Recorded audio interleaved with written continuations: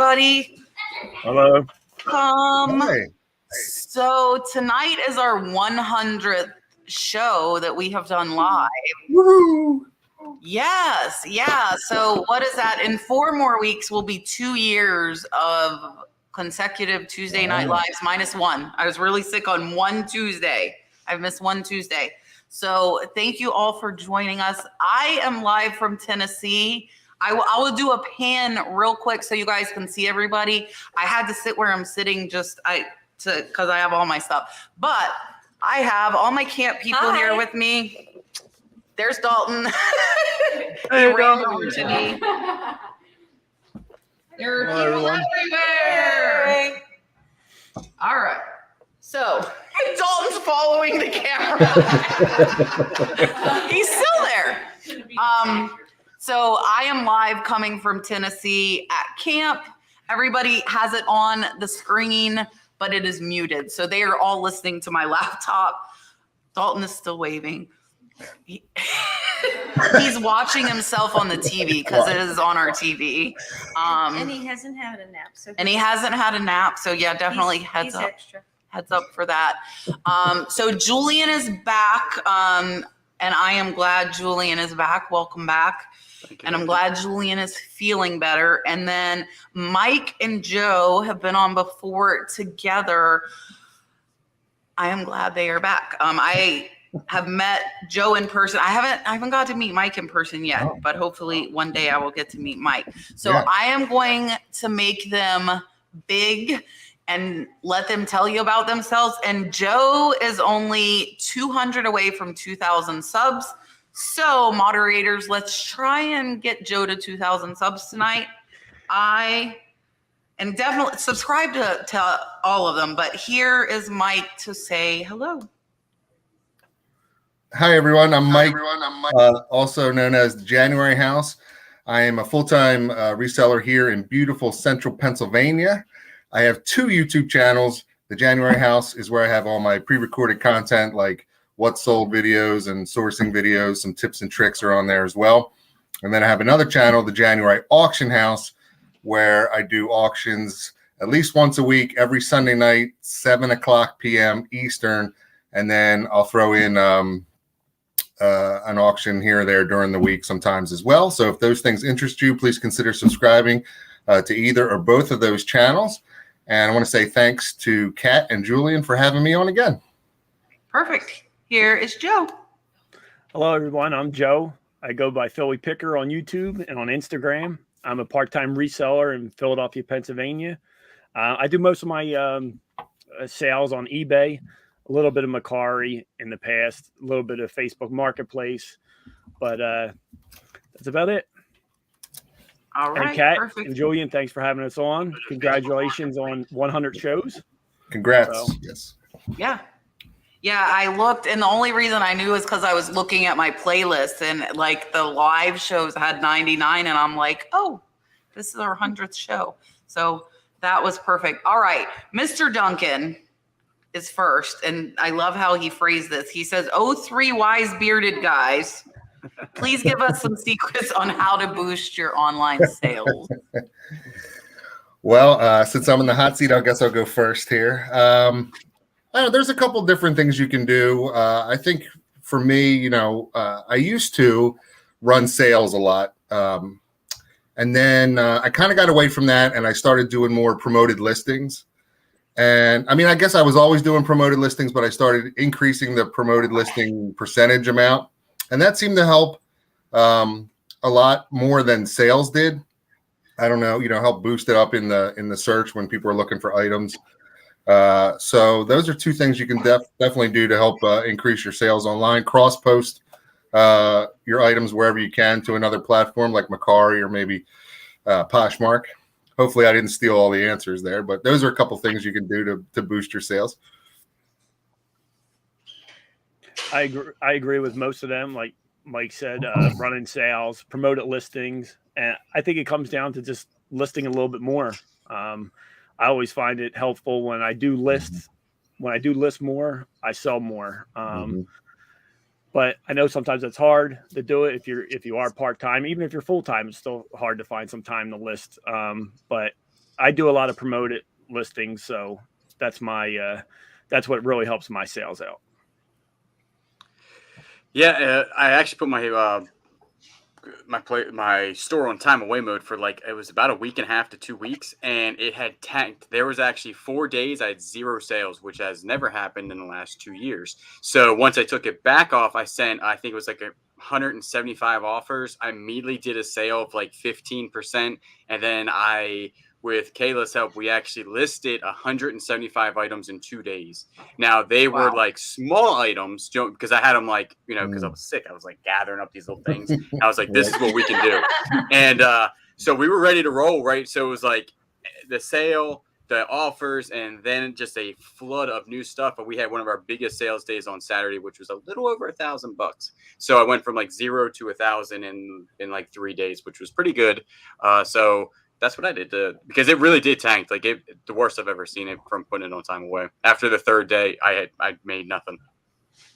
Yeah, and I've been on time away since last Wednesday. So I've been on time away 6 days, and I actually held pretty steady the first 3 days. So I still I had been averaging 500. I dropped down to 300, then it dropped to 250, but then it dropped to 120. So I saw a steady decline from the time away, but for me, and I was still making sales every day, but today I got a $100 offer on a $150 item. I just listed yesterday, and I'm like, you know what? I don't have the sales right now. I accepted it. It had been in my death pile worth $100 for 2 years. So, I accepted the $100, got that. And the big thing for me when I get back is going to be list, like Julian said, just to put a bunch of activity, put more stuff out there, and actually, just the activity is my plan. I am running a constant sale. I kept my sale on while I was away, and I have continued to send offers while I was away as well. And in my offer message, though, I put I'm on vacation until the 19th. If you purchase this, I will ship it when I return. And I did set the time away message to send them an automatic message when they purchase stating the same thing. So I continued sending offers, and I sold stuff the first day I went on time away, and I have not gotten any of those messages saying, have you shipped my item yet? Nobody has done that yet. So I'm hoping they all saw that and realized it. But I agree with what everybody said, all of that stuff that I do. And I think the activity is the biggest thing to get more sales. All right, Duncan, I'm going to let you have 2 in a row. $100 order not delivered in 4 weeks. Tracking says in transit. Frustrated buyer. How do you deal with it? I will point out Duncan is probably shipping international, so that's kind of added into play versus local. Duncan can correct us if I'm wrong. But so what would you guys do in this situation? Well, yeah, I mean, it does depend if it's international or, within the U.S. If it's within the U.S., I mean, I think we all probably have some kind of relationship with our post office where we go to the local post office. And I don't know, sometimes I just go there and keep trying to ask them. They have secret magic they do in the back and can tell me things about where it's at. Sometimes it gets to a hub and gets stuck in a hub. Like on the East Coast here where Joe and I are at, there's this hub in Jersey City. It's we're packed in New Jersey, where packages go to die. If we have to ship anything north, it's the worst hub. It just sits in there. And around Christmas time, it's even worse. So there's that. If it's international, I use Pirate Ship for international shipping, and they're pretty good with tracking. I've been able to track a lot of it almost door to door. Depends on the country that it's going to. And, like Brazil or something, it won't get once it gets to Sao Paulo or something, that's it, until it gets delivered or whatever. But yeah, I don't know. I would say check with your local post office guy if it's in the US. If it's international, sometimes it just takes a long time and it goes through customs, and I don't know, they have to have the military police check it out, I guess, or whatever it is over there. I don't know. Yeah, I'm pretty much the same with I use the same post office. I actually call it the fake post office. It's one of those contracted storefronts. So they have a pretty good relationship with the hub that once they collect the packages, where that goes to. So if I ever have a problem, I go to the fake post office, and they usually make a phone call because they know some people at the regular hub. And then I usually ship all my stuff through global shipping program. So if there's ever really a problem, which I haven't really, once it gets to Kentucky, it's kind of like out of my hands at that point. But just checking in with the post office is what I would try to do, and just keep sending out a message saying that, check back in a few days. I know it's frustrating, but it's kind of out of my hands. I'll see if I can find anything on my end. And that usually pushes the buyer off a little bit. Yeah, I agree with Joe on that too. Try to keep in communication with your customer, with the buyer. Tell them, hey, I'm going to check into it. Here's what they said, or whatever. They're going to let me know on Wednesday, and then follow up. I think people do appreciate that they don't think you're just blowing them off. Yeah, communication, I think, is key when it comes to that, because they're frustrated, and it's kind of pretty much out of our hands once it gets sent out. So just keeping in contact with them, I think, goes a long way. Yeah, I would agree. Definitely communication. Then I open up, because my post office, I don't have that good relationship. They do not like me down there. Like I walk in, there's one guy that likes me, and if he's not there, I'm having a bad day. So I don't go to. But I do open up one of those tracking things on their website, and that usually actually does work within 3 days. I've actually had the post office call me before where it was and say, we haven't found it, or we did find it, or something like that. So that usually does work, and then I communicate that to the buyer. And then I like what Troy said. He said, delay. And that's kind of what I do, and then hope it just gets there. And then there is a certain time, which it escapes me because my brain isn't really functioning for some reason. What is the time when the priority? 2 weeks for priority. Yeah. It's 14 days. Yeah. And that's what I was going to say. So if it and Duncan is not in the US, but if you are in the US, if it's been over 14 days with priority, you can file lost package claim. And if they can't find it within a couple of days, they have to reimburse you for the cost of the item and the postage. And they do not fight the lost mail claims. If it was lost and the buyer was upset and it was in the US and it was priority, I would file that lost package claim. And then if it wasn't found in a couple of days, I would refund them and then get my money back from the postal refund if it was me. All right, Duncan, I'm coming back to your third question. I'm skipping to Miss Vicky for one. Miss Vicky says, how do you get feedback or ratings? Am I supposed to be encouraging my people when they purchase from me? I had a seller tell me I didn't have a lot. I'm assuming she means a lot of positive feedback. Right. Yeah. I don't know. I'm probably going to be the exception here, but I never liked it when I was buying things on eBay or anywhere, and a seller would ask me to leave feedback for them. So I never did it from when I started selling. And I know it's tough in the beginning when you have low amount of feedback.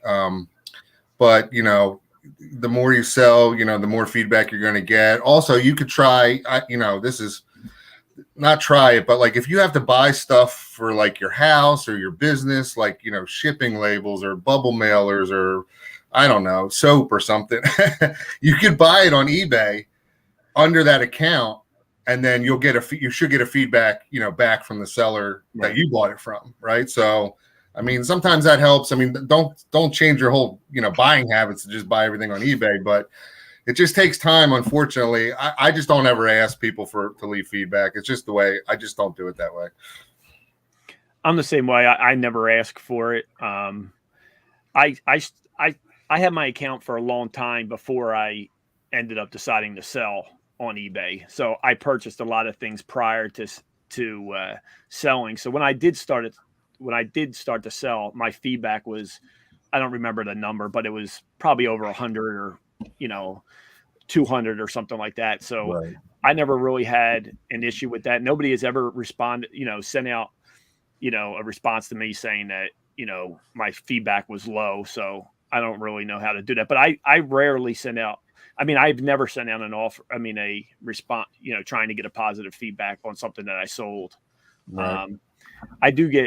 There are a lot of sales. I've had a lot of sales where I don't know what the percentage would be, but it's very low that people do leave feedback. I think a lot of people don't do it anymore.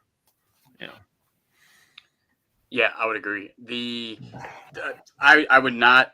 I don't know. I don't ask for feedback just because I don't know. Maybe they're going to put something that I don't want them to put. Like maybe it was like subpar. And if I'm like, hey, can you give me feedback? I'm like, yeah. If you ask for it, hey, you asked for it. Here you go.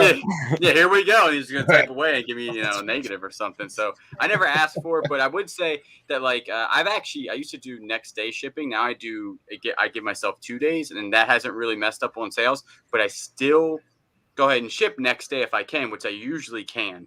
And I find that I get most of my feedback all it says is fast shipping. So I like over deliver on the shipping. Not saying that it's greatly packaged, but my shipping is fast. Yeah. And I agree with what everybody said. We actually covered this today. If they say nothing to me, I assume they're happy, and I'm okay with that. I'm not going fishing for what they think, because if they're not happy, they're going to let you know.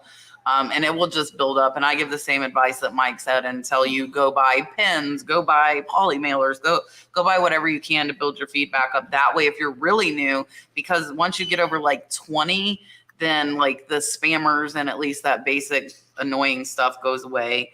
And that's, I think, the main point most people want to get past. And beyond that, I don't worry about it. If they don't leave any, I assume they are happy with me.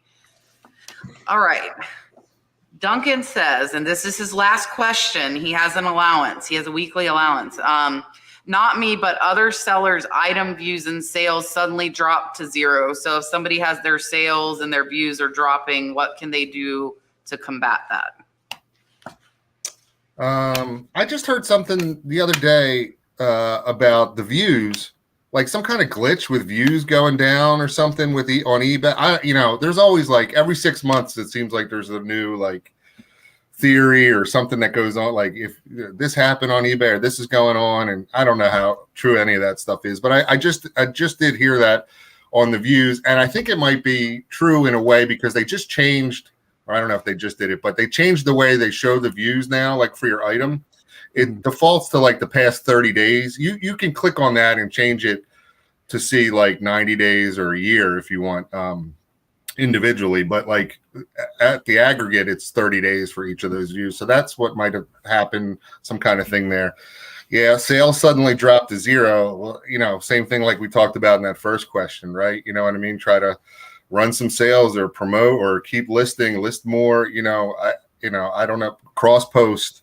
I like to not put all my eggs in one basket, and type of things like that. But, views on eBay are one thing, but if you can get them out to Macari and Poshmark and Facebook Marketplace and, I don't know, other areas, and it can only help, right? Right. Yeah, I did see a message that eBay sent out. I think it was a few days ago. It might have been either Sunday or Monday, that the views now, when you check the app, will only reflect the 30 days. Yeah. Not the whole time. That's good to know. So that's why a lot of people's views were going. It's not, but you can go in there and click, like you can click on that view count and it'll show you like a cool graph, and you can change it individually to see like 90 days or a year just for that one. But only per item.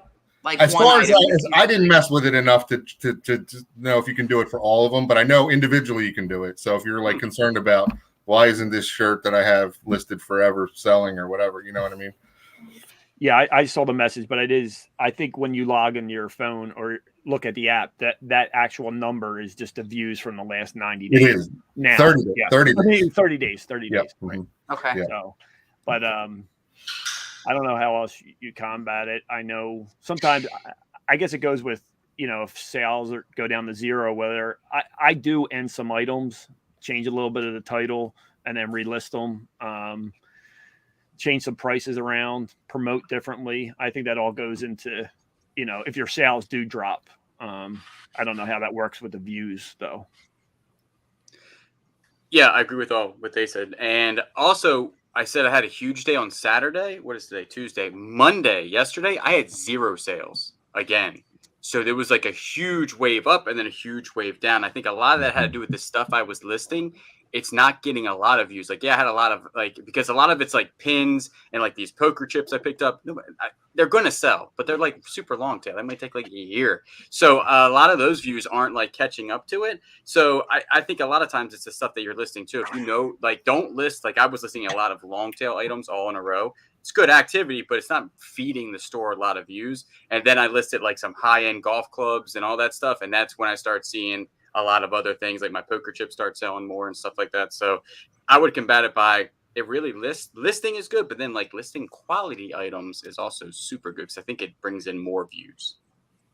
Yeah, I agree. And I mean, I think it goes back to the first, the sales and promoting and all the different stuff. If it suddenly dropped, my concern would be, did you suddenly drop to below standard and eBay just pushed your listings to the bottom? If it was a sudden drop, that would be my first inclination, because I don't know any other explanation for everything suddenly stopping. But I think Julian had a good, like when he's saying, or not Julian, Mike's the one that brought up like the 30 days. So if you're seeing like views disappear, it's because they're changing how they're doing it now.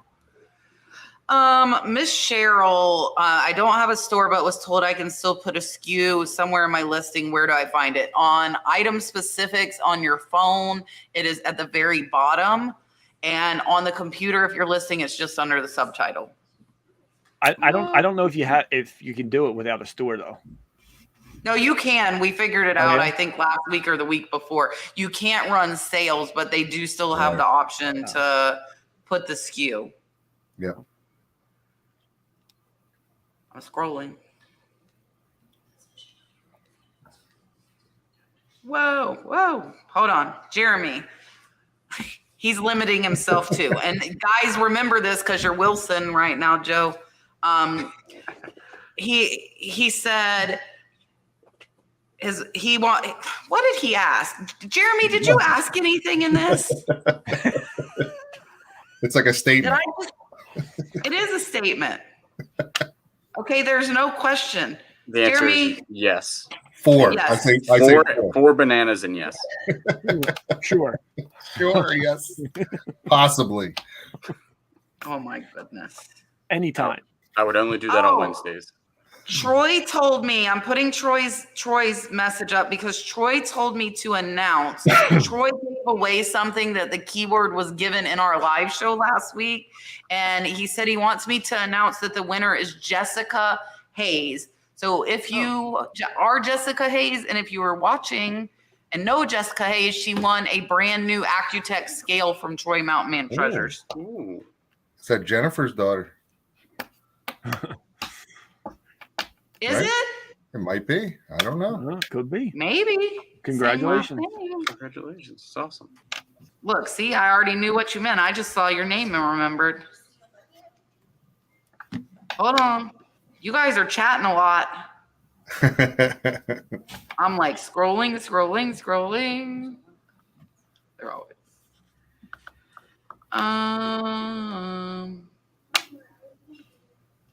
I don't know. That's a very good question. When I just said it was what I was doing. So I'd like to know everyone's opinions. Do you think eBay frowns on sending offers or redoing listings when in vacation mode? I've never done it on vacation mode. I don't think eBay would frown on it because if you make a sale, they're getting money, right? Yeah, they're getting paid anyway. Yeah, so I wouldn't think they would frown on it. I don't know. I've done it in the past. I mean, I don't know if they frown upon it or not. I've made sales by doing that. Yeah. I don't know. Yeah, I would think that they wouldn't, just because you're actually still keeping your store active, and usually vacation is only you can only do it for a certain length of time. You can anyway. accept sales for 15 days. Like Yeah, you're allowed 15 to have days, a 15-day window. So that's really, so I would think not. I would think that it's a good idea. I personally actually do not do that when I put it on vacation mode. I just let her tank and pick it up when I get back. But I think it's a good idea, actually.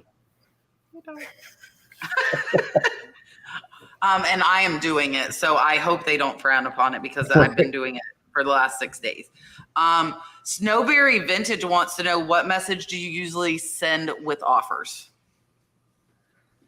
Oh, that's a good question, because I just I just got a new phone, and I had this, like, how you can like do like hotkeys or shortcuts or whatever. Like if you type two letters or whatever, it'll type the whole message for you.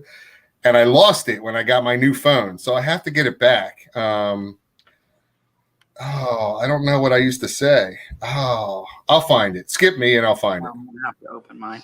Usually when I send out an offer, I really don't send a message with it. I usually Really? I do it all on my phone. So whenever the message pops up that I could send the offer, I just usually pick a price and send it out. I don't usually put an offer.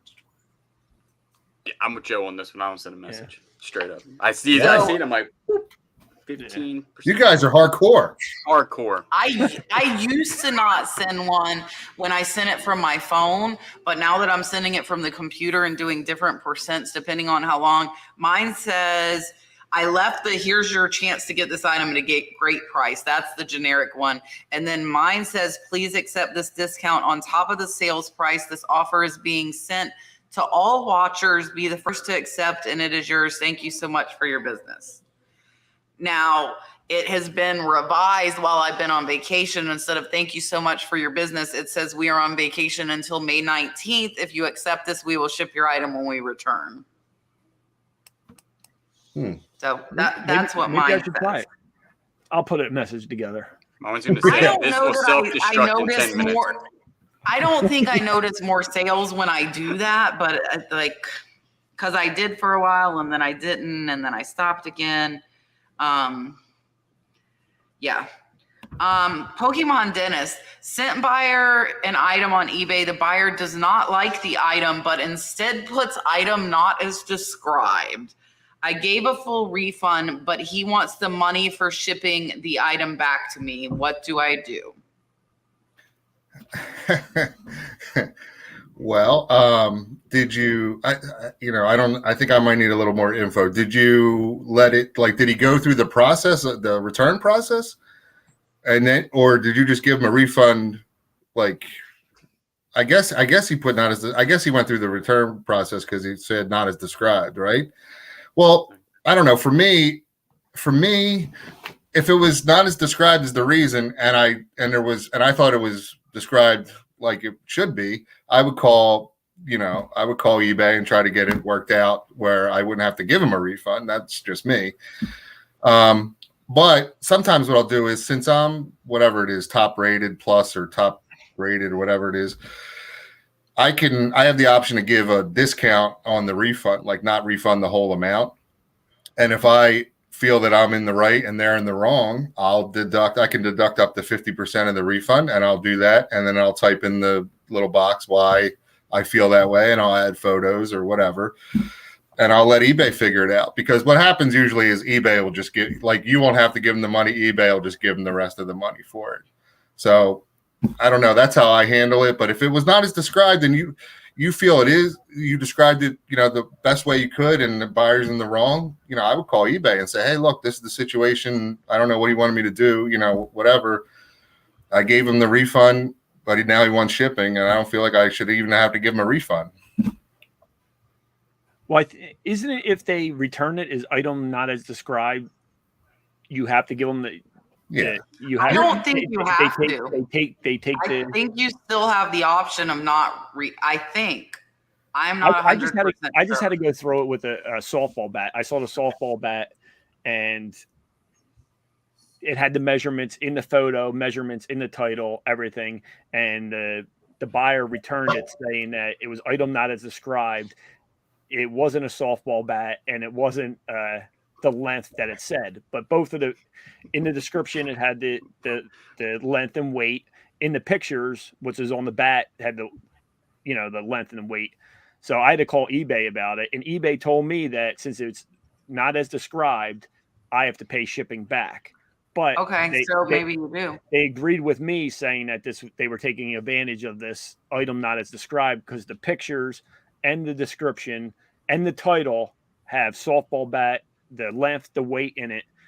And the reason they're saying that it was not as described is saying it wasn't a softball bat and it wasn't that weight and wasn't that length. Clearly it was. I don't know what they were trying to do. And they had it for like 2 weeks. So I don't know if they used it for a weekend tournament and then wanted to return it, after they were done using it. But eBay closed the account. I'm sure eBay gave them their money and they kept, eBay, But you didn't have to give them their money. I didn't have to give them anything. They closed the case, without me accepting the return or me giving them any money. Now I'm sure eBay did settle on their end too. So yeah, they just settle on their side. I might be a little different than everybody else here. I basically do free returns, and as long as they go through the process, I don't care. I'm just like, send it back. I'll cover the shipping. The only time I will stray away from that if I do, like I sent this huge, like he didn't want to return, but I sent a gigantic, like World War II trunk to California. The shipping was insane. Now, if it got there and he was like, I'm sending it back, I said, whoa. Let's have a talk about this. Let me see what I can do. But other than that, I have free returns. So I really, if they put not as, I have a lot of people say that they. But you refund the shipping, the original, and you pay the shipping. Yeah. So you're out 2 times. So, but you shouldn't because eBay will do it for you. They will pay it. That's a benefit you have. Don't stop. I do that. Yeah. I think I do. I've only had like 2 returns. I think this month. Yeah, I have free returns too, Julian, and I'm not giving. I mean, if the reason It's a is if I benefit we disagree, get for doing Hold it. on. Do you have to select? Like, I don't select any. Like, I don't know if I. No, actually it's return. normally turned off to not. Okay, Like you I would have only to turn it do- on. Yeah, I only do what exactly. I don't turn anything else on. Okay, so you're not returning the original shipping then. Oh, then no, I'm not. no, I was going to Who say, does that? holy mackerel. Yeah. Who does that? Don't do that. I only thought that. Yeah. I only thought that one because it was item not as described, and I don't know if that goes against your account or whatever. But I only fought it because clearly it was that, and it did take some time to fight it. By the time I got a hold of, I thought it was worth it. It was $100 and something baseball or softball bat, so. I didn't mind. To be honest with you, I didn't mind if they sent it back. I think it would have sold again anyway, but I just wasn't paying the shipping back because it was. I think all returns have to come back through USPS, and now there's that extra fee attached to the baseball bats or long packages. Oh yeah. So the shipping's higher on those too. So I sent the item out UPS or FedEx or whatever, but I think returns all come back through the post office. So I would have had to pay $30-something for this item to come back. I didn't know that. Did they all come back to the post office? Yeah, they all come back through USPS. Mm-hmm. Joe, you just told me. All right. something. I'm going to let all of us answer this because I know what I think and I see what people answered in the chat. When we view our own items, do our views count? I don't think they do. I don't know. In my heart, it does. I think it does because I think it does because when I first list an item, it'll have 1 view. And then if I go to look at it, it has 2 views in 2 seconds. I think it does count.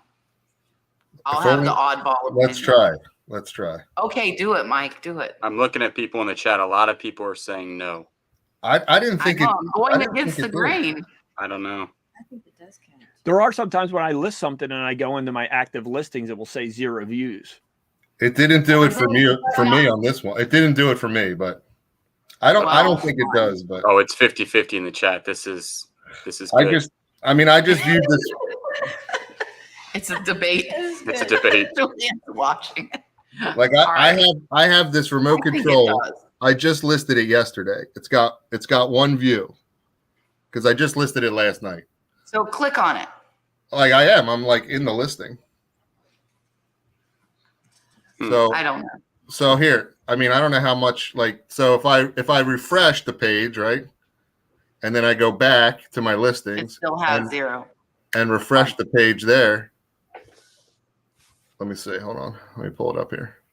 I still only have one view on it. Okay, maybe not, Juan. Maybe not. Maybe the other majority wins. I lose. I didn't All think so, but I could be wrong too. I don't want to. I thought it did. But I'd like I to don't be know. allowed back on this show sometimes. So I'll agree with that. me. I'll let you back. You don't have to agree with me. I agree with Kat too. Now Me too, everybody's Kat. gonna think I'm I'm just strong. kidding. Pete wants to know, do you leave feedback for the buyer even if they don't leave it for you? Yeah. Anytime I ship, I do it when I ship the item out. I know there's a way you can do like automatic feedback setting for when it sells. But I wait till I actually ship it because it seems like something can always happen between the time it sells and the time I have 1 day shipping, but whatever. So I always leave it right after I do my shipping. I leave the feedback. Yes. Whether they leave it for me or not, I do it right away. So. I wait until after it's sent out, and then I'll do it a couple times a week where I'll just, take 10 minutes or whatever and leave messages. I don't know how to get the automatic messages. Like as soon as it sells, I know there's a way. It's under feedback settings, I think. Yeah. I gotta mess with it. But I take, I don't know, whenever I'm on my phone, or sometimes I'll just take the last 10 items that I sold and just, send feedback on that. And it's usually the same feedback because the message populates in the next. It's the same message. Yeah, when you type the first 2 letters, then Yeah. I will tell you this: be careful of that. One time, I actually don't do this. I do give feedback if they give me feedback, but I really need to just give them feedback when they buy it. To be honest with you, and I actually will switch that. But I one time gave it wasn't like a mean feedback, but I was being honest about the transaction. Well, I happened then to give it to 3 other people. Because I was just they gave me feedback. So I was just like, hey, feedback, I didn't read. And then I was like, you can't change it either. It's done. So those poor people had this honest transaction, but it wasn't really them. So I felt really bad about it. So just be careful of that.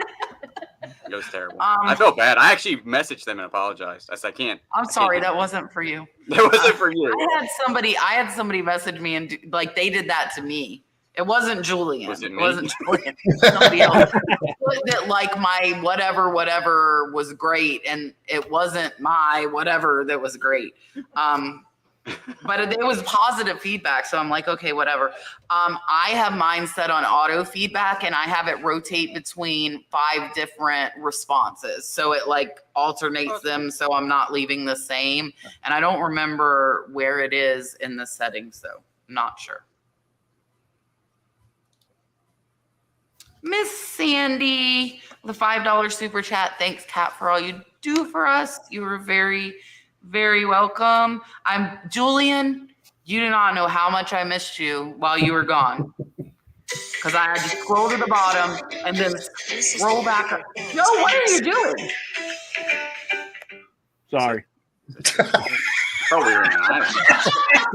First If he time could on have green screened an island behind him, I'd be like, The this is new awesome. super chat sound, guys. It's new and just being released. He just looked up and said, sorry. First time live. We're live. Oh, good. Okay, now hold on. I'm gonna give you the proper. Here is your dolphins. Super chat.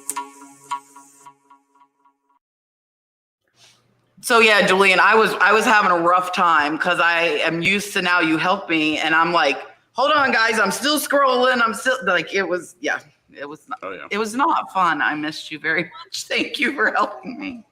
Where am I going? Hold on, I lost my place. Mary says, how do I do multiple choice for shipping options? And can you do it for all items at once, or is it an individual revision? Yeah, so I think she means to be able to use. She's asking if you can bulk edit, adding FedEx or whatever to all of your listings. Right. I don't know if you can bulk edit it. I do it listing by listing, and I do standard shipping. I do flat shipping, flat rate, and then I check the standard shipping option, which is 1 to 5 days or whatever, just so I'm covered. And then when it sells, you can use whatever service you want, FedEx, UPS, or post office. Yeah, that's what I click off standard shipping and then pick whatever the cheapest one, and because you could pick UPS, FedEx, or the regular post office. Right. Yeah, I do what they do. I don't know if you could bulk edit all that. You do calculated. You don't do. No, I don't rate. do flat. Yeah, Joe, do you do flat rate? Yeah, I do flat rate. Just kidding. I don't do anything that they do. I do packaging. Julian's not 100%. Although I will, I'll just fix what he really means. although I did start doing flat rate on all of my golf clubs, and I think it is up. I'm going to give a secret away, a big time secret to 400 people. Give right it away. now. Is because I've been using UPS and it's really only been charging. Now, if you go over 48 inches, UPS will destroy your life for some reason. It goes, if it's like 49 inches, it's super expensive. 48, I have had only about a couple go to Washington State and California. That's been like $12. So I do flat rate $10, and my sales on golf clubs are outdoing a lot of people because they have calculated even when They have it on USPS. bingo. Right. So that's a secret to everybody. Please use it and sell more golf clubs. Well, sometimes 12 though. He's covering the $2, so he's doing flat rate because Yeah. Sometimes I've been burned, but it's not much on the East Coast. It's like $8.50, and then like all the way to Texas, it's like $9. So it covers the box too. All right, perfect.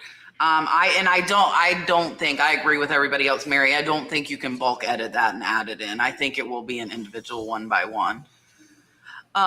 Deborah is over on Facebook watching. So hi to Facebook people as well as YouTube. Deborah said, I listed items and noticed no one was viewing them. So I went back and changed the prices to a lower price. Is this a good idea?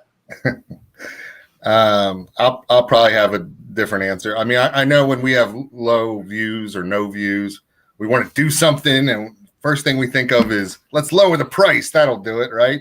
But there's a couple other things you can do, like we talked about earlier, but even starting to have nothing to do with price, like check your photos, and if you can't be objective about it, like, you think your photos look great, get a friend, get someone else to look at it, another reseller, whatever, check out this listing. Does it look good? Does it look bad?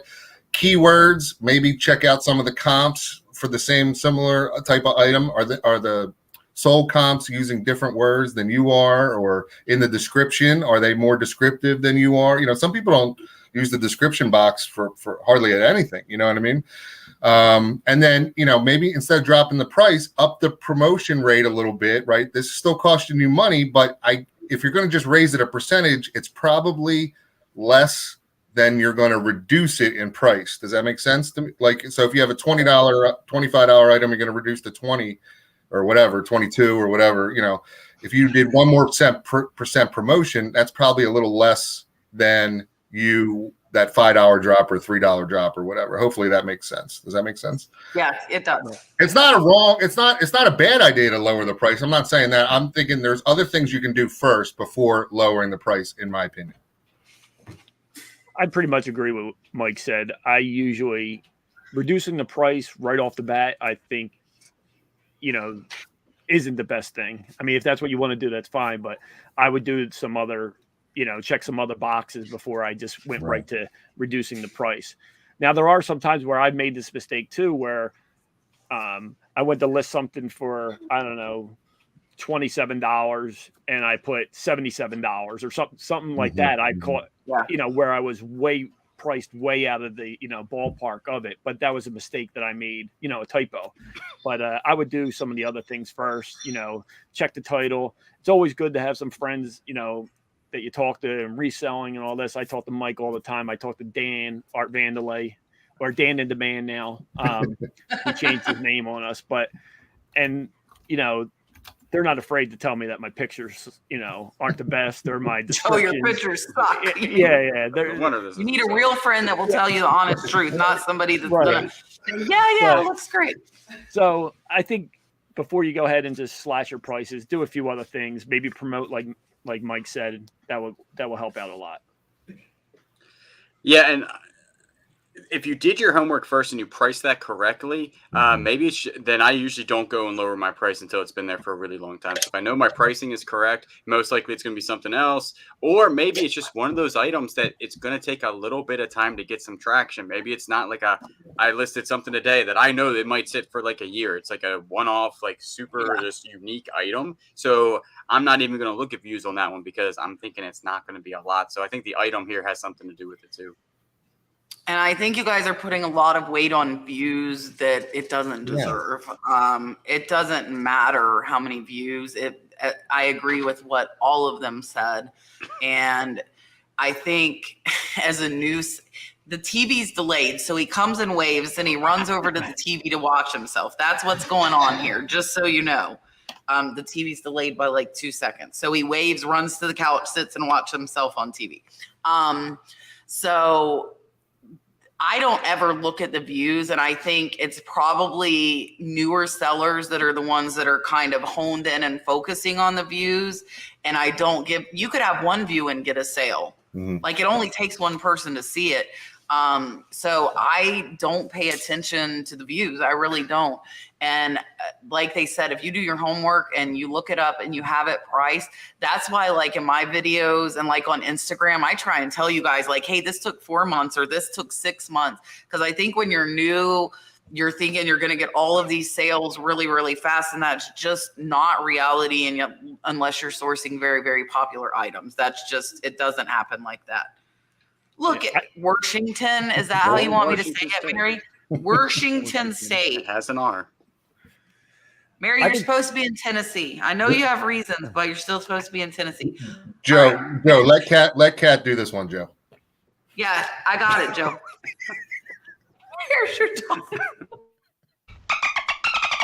Super chat.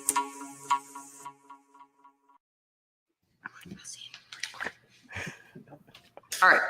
I couldn't help it. Sorry. That was great. No, I mean, maybe we'll have to do a remix with Joe and the dolphin, and we'll just have a new super chat sound. I don't know. Pretty good idea. Some people wouldn't mind. Some people don't like the dolphin.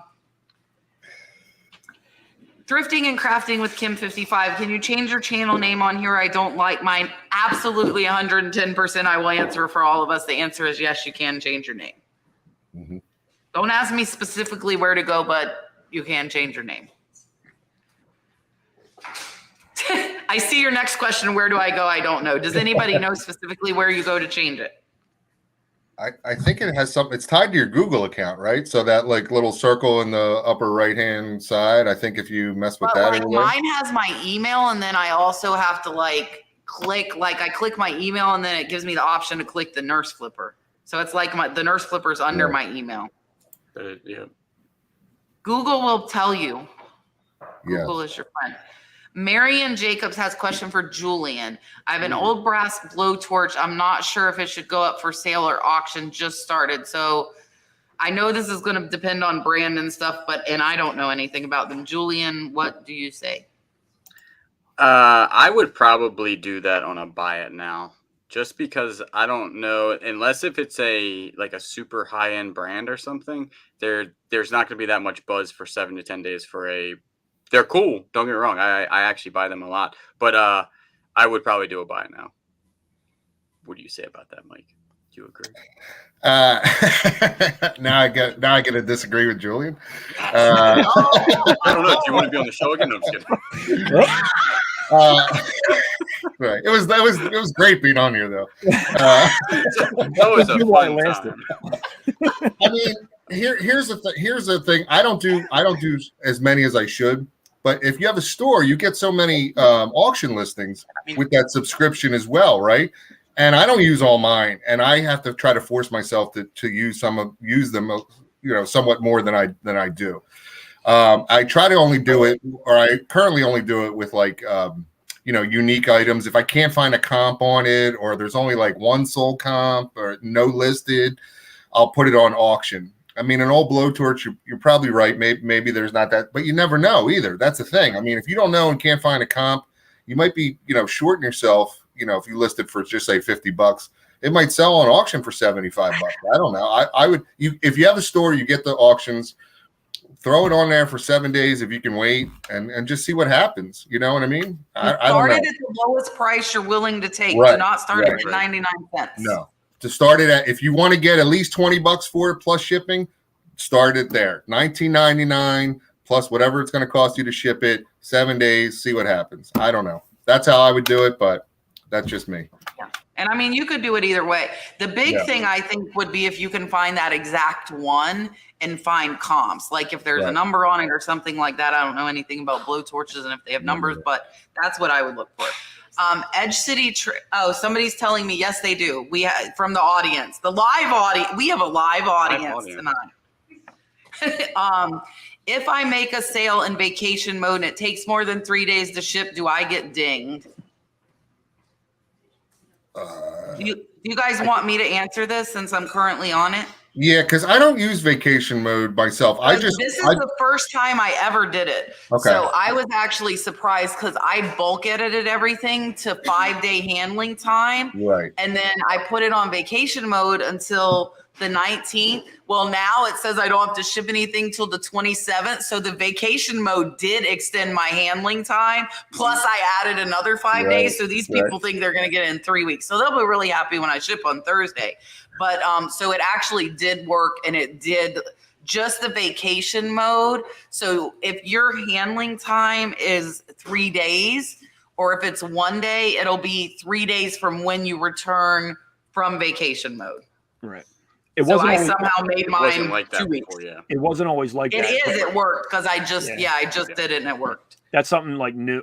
I would say new within the last probably year or something. Because before, if you put it on vacation mode, you still had to go in there and change your time, your handling time. Now you just change your vacation mode. It adjusts it. And always remember, before you go on vacation mode, do not send a lot of. Do not send offers until you change it. Right. That's right. Right. That's right. Renee, it very well could be the Android that you have is not an updated or can't support an updated version of eBay. That's the only thing I could think of.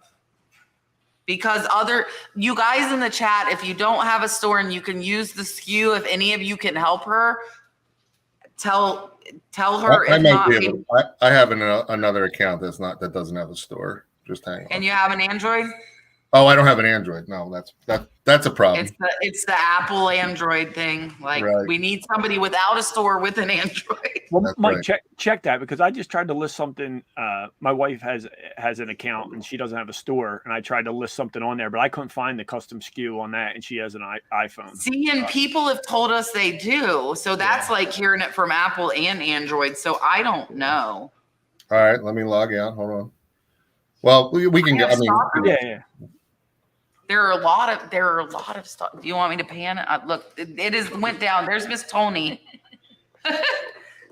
All right, guys, look. Ooh. Hi. Hello again. There's Dalton over there. He's on. They're playing monkey in the middle with a bear. Is what's going on over there right now. Oh, did people answer Tommy's vote of who has the best beard? Julian, clearly. I'm trying to get back in the good graces. Not going to work, Mike. Get back in the good graces. I have the grayest. Jeep Whiz, I don't think any of us on here, but hopefully there's somebody in the chat that can help you as far as selling turquoise. I do a little bit, but I don't do enough to like give advice on it. Oh, you know what? There is no custom SKU field. Yeah. If you don't have a store. Again, tell us again, because there were multiple people in chat when we brought this up before that said they did not have a store. And do any of you in here not have a store and you can see the SKU? Here's somebody. I'm at the bottom. Okay, so Tony's sitting beside me, and okay, Brenda C has a tip. You have to activate the seller hub, the overview, in order.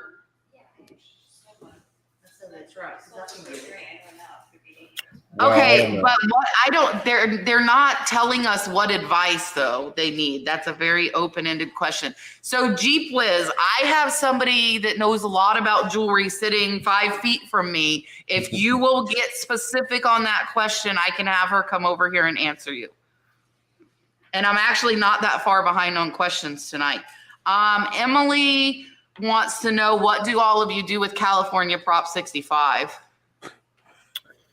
I've only sold a few things that would affect California Prop 65, and I put in my description, will not ship to California. I think there's another state that has that same kind of, like, they stole California's craziness and they have it too.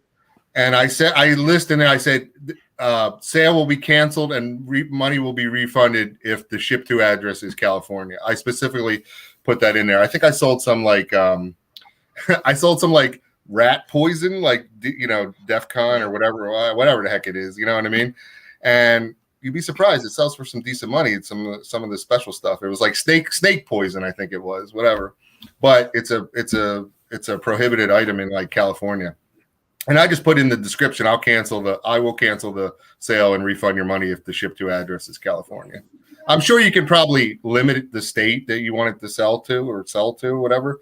Because I think you can do Alaska and Hawaii that way, right? I can't imagine you wouldn't be able to do California, but Yeah, to exclude California. Yeah, you Exclude it, probably yeah. could.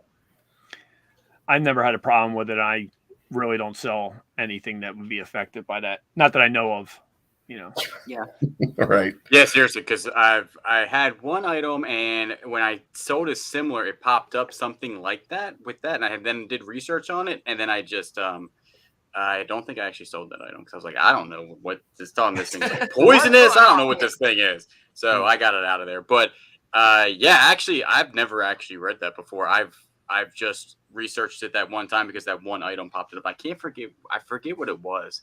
I can't remember.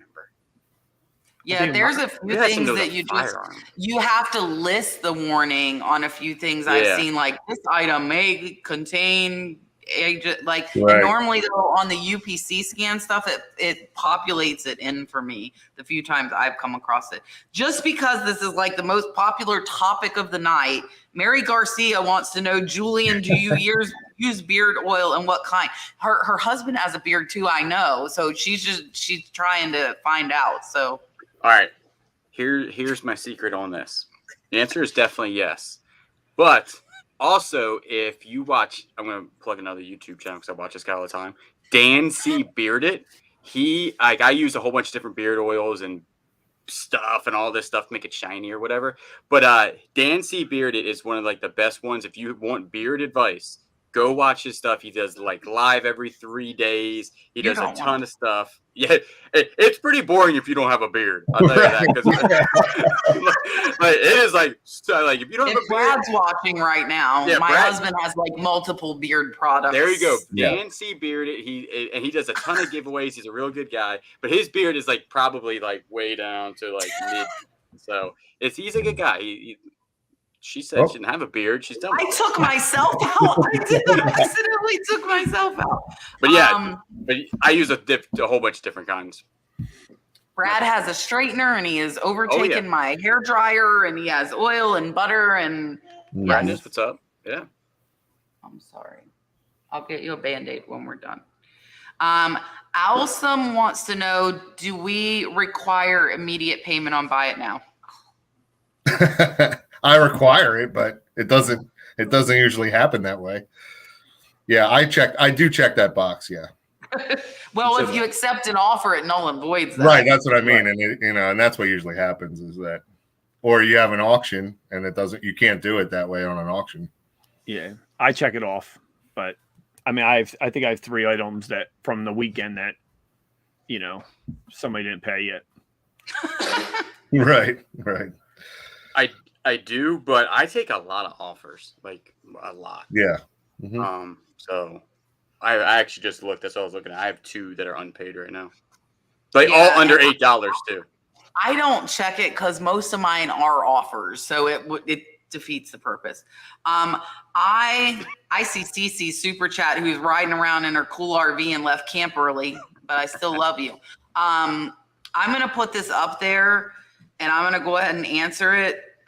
With golf clubs, UPS, are you still using the USPS tubes? That is a federal offense. You are using federal supplies that were given to you for USPS, and you cannot do that. Julian bought. Tell him what you did. Yeah, when that came out. Now UPS, they have those tubes. The UPS people, they have the same ones. They're not UPS tubes, they're the triangle. But I just literally, when I knew this was going down, like months before it actually got whatever in place, I'd already planned for it because I sell a lot of golf clubs. So I had bought 400 to 500 4x4x48s from Uline and got them trucked in. Now I just straight buy everything from Uline. But UPS do have those tubes. I've seen them before. I'm not 100% sure where you get them, but I'll tell you this: the 4x4x48s and the 5x5x48 will save you so much time because you do not have to Frankenbox them together. You're not like manipulating the box, and it is well worth whatever they cost me. It's well worth the time actually buying those boxes because they save a lot of time. You just put it in, done. I just shipped out a driver. It took me like 2 seconds to ship. With the triangle boxes, that would have taken me literally like 3 to 5 minutes. I know that doesn't seem like a lot of time, but do that 10 times a day. So it really adds some time to it. Yes, I agree. Cece, who is going to stop giving me super chats if I keep giving her crap when she sends me money. And she's being nice. I learned so much at Nurse Flipper Camp in beautiful Tennessee. I have no questions left. Aw, thank you, Cece. On my way home and wanted to say hi to all my new friends, Lori, Karen, Jennifer, Connie, Judith, Bill, and more. Thanks to you most of all, Kat. Cece, I love you. I'm giving you crap. It's like kindergarten. If I'm not mean to you, I don't like you. Don't everybody take that, though.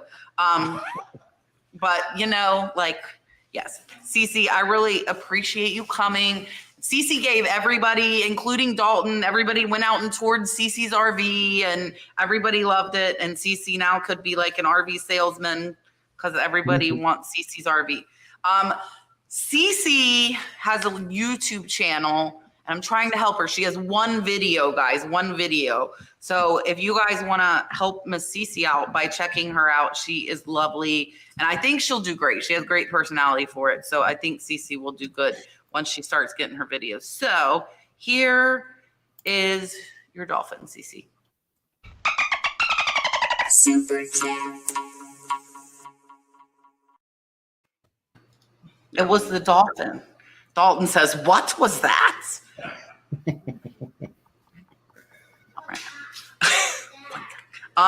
Mary said, "I guess you really can't have a YouTube channel on any." Mary, you really can have a YouTube channel on anything. He's got do a little bit of random searching, and I guarantee you will find that. Mary's giving me all the super chats tonight. Thank you, Mary. Here. Well, this one's for Abby, Mary, not for you. Abby, this is your dolphin. Here you go. Super chat. Where did it go? I had a question, and I know where it went. I mean, I don't know where it went. I totally have lost it. How did I? It's like Julian, where you clicked, it brought me down to. Uh-oh. Yeah, it's really weird. I know what the question was, kind of. Where did it go? This is killing me. And Julian's even help. I'm on my laptop, and I'm really not used to the laptop. It was a question from Vicky. I know that.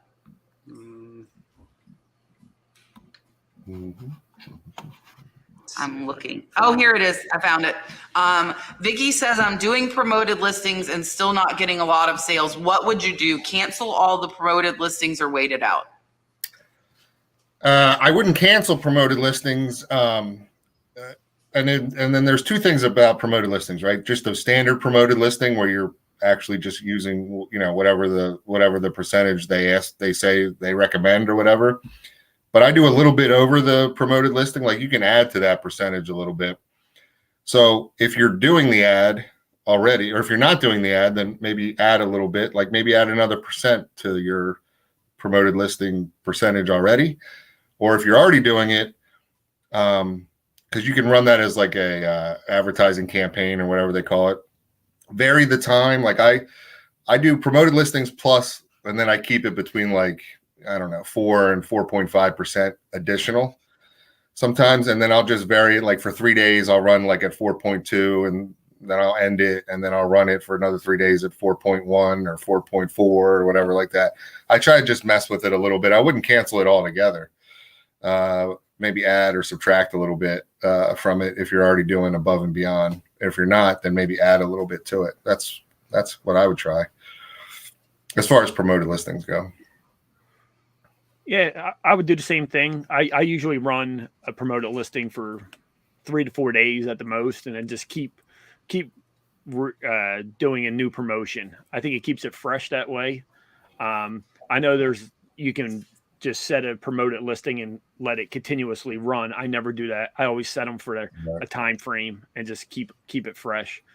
But if you do have it for promoted listing for a long time, maybe that would be the time to go back. And we talked earlier about checking prices, checking comps. Maybe some items that you're selling, like I run into this sometimes too. Like some items are just seasonal. I saw a lot of sporting good equipment. I saw a lot of baseball gloves and baseball bats and things like that, where they're not, towards the end of baseball season, right now, I think probably across the country, it's baseball season. Every little league, every high school, every, college, every whatever is playing baseball and softball now. So this is a busy time right now to get that stuff listed. But like come, September, October, November, nobody up around my way is, I'm sure there are other places in the country that are playing baseball, but it slows down dramatically. So some items are just seasonal. If you're selling Christmas ornaments, you're going to sell a lot around Christmas time, even though they do sell throughout the year. It will pick up in like October, November, and December.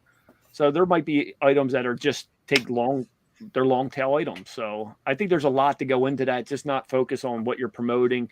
Right. There are some items that just take longer.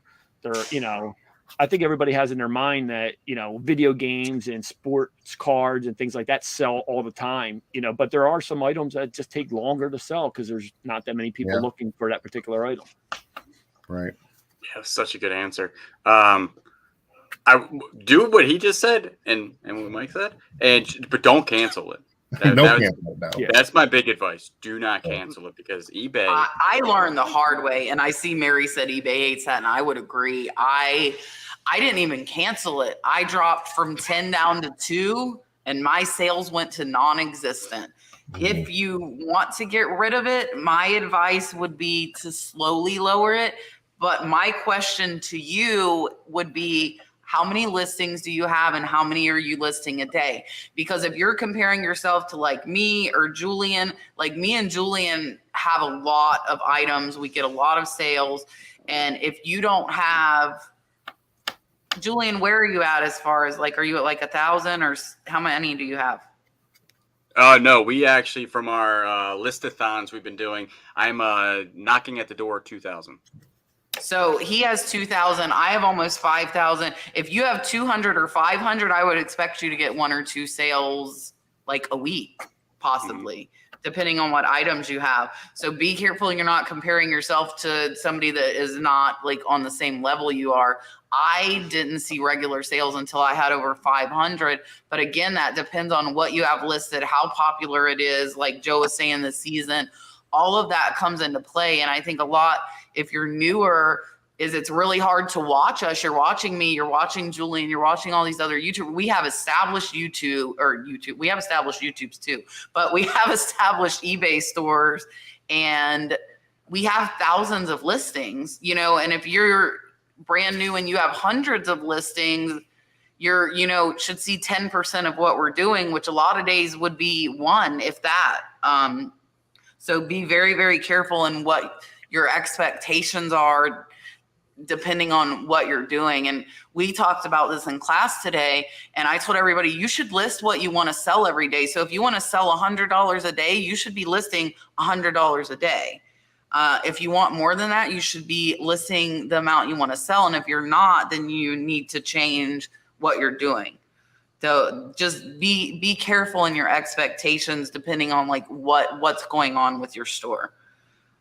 I think we can all give Jeep Wiz a couple of answers. I think there are a lot of them, but maybe we can each give him 2 or her. I don't know if Jeep Wiz is a he or her. I don't know. Maybe Jeep Wiz will tell us. What is a good item to sell that would require the same type of packaging every time? Anything like that's in a DVD case or like a video game case that the same size as a DVD. I have those bubble mailers. I use my store coupon for the 9x7. I believe they are 9x7 padded bubble mailers.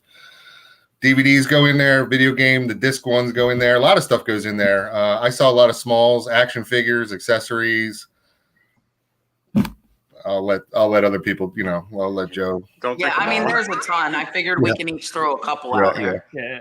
I would think clothing, Yep. use the same type of packaging, polymailers. You could fit anything from a pair of jeans to T-shirts or socks, all in, a polymailer. Yep. Yeah. I'll give 2. One will be like tools, small tools that are heavy. And I usually, if they can fit, you can usually look at them. Padded flat rates are your friends. They're usually made of metal and they're hard to break and they usually fit in there. And it's only like $9 to ship. So that's easy. And then somebody in the chat just said golf clubs, which is actually true. If you use a 4x48, you're using the same box every time. You're using the same box every time. Yep. And minimal packing material. I did put them in there. Yeah. Yeah, I would say like my handkerchiefs, my scarves are all going in the 6x9 poly with no padding.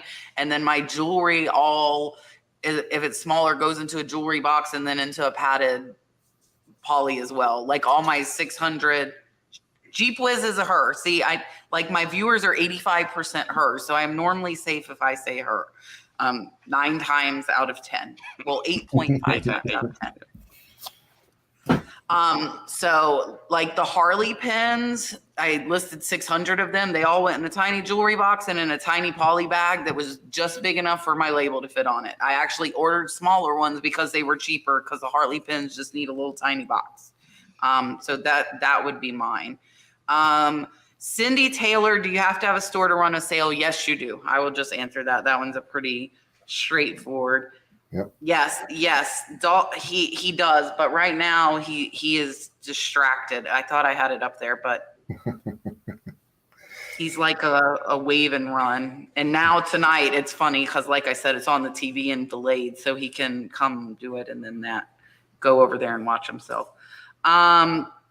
Flipping for Crazy Kimmy. When you buy from a yard sale for resale, you don't get a receipt. What do you do for tax purposes? I keep all my receipts from thrift stores. Yeah, I'm not the best with it. I try to write it down and give it to the guy at the end of the year. I don't know. It doesn't usually to the guy. Right. It doesn't usually add up to that much. You know what I mean? Yard sales, you're buying stuff at 50 cents, $1, $2. You know what I mean? I don't know if it helps or not, but I keep a completely separate bank account. So whenever I withdraw cash, it's usually for, a yard sale or that's a good idea. Flea market, whatever. So I just go off of that. Is basically I'll tap Mac, usually tap Mac. No one knows what that is. People say that? I know what it is. Okay. I'll go to the ATM and withdraw cash, usually on the weekends for, flea markets or whatever, but it's once a week and I usually end up spending it all anyway. So it just goes for cost of goods at the end of the month. Right. Yeah.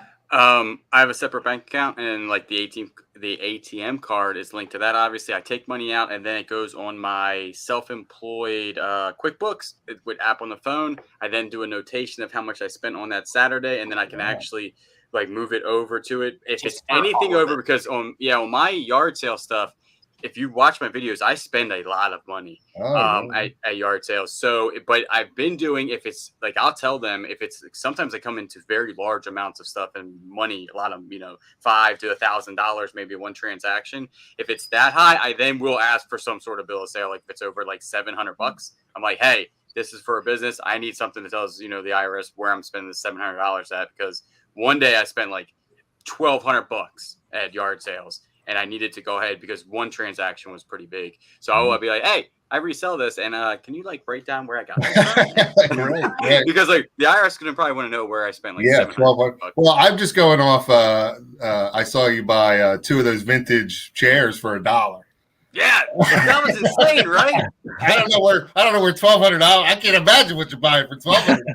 I buy the whole place. I'm like, wrap it up. I'll take the whole block here. Here we go. I'll take the whole block. That was a big, I find a lot of golf equipment because a lot of people work on their own golf clubs around here. So you might walk into a place that this guy's been working on golf clubs for 30 years. And he's like, I want to get rid of everything. I'm like, sign this paperwork real quick. Yeah. I'll get you $100 bills.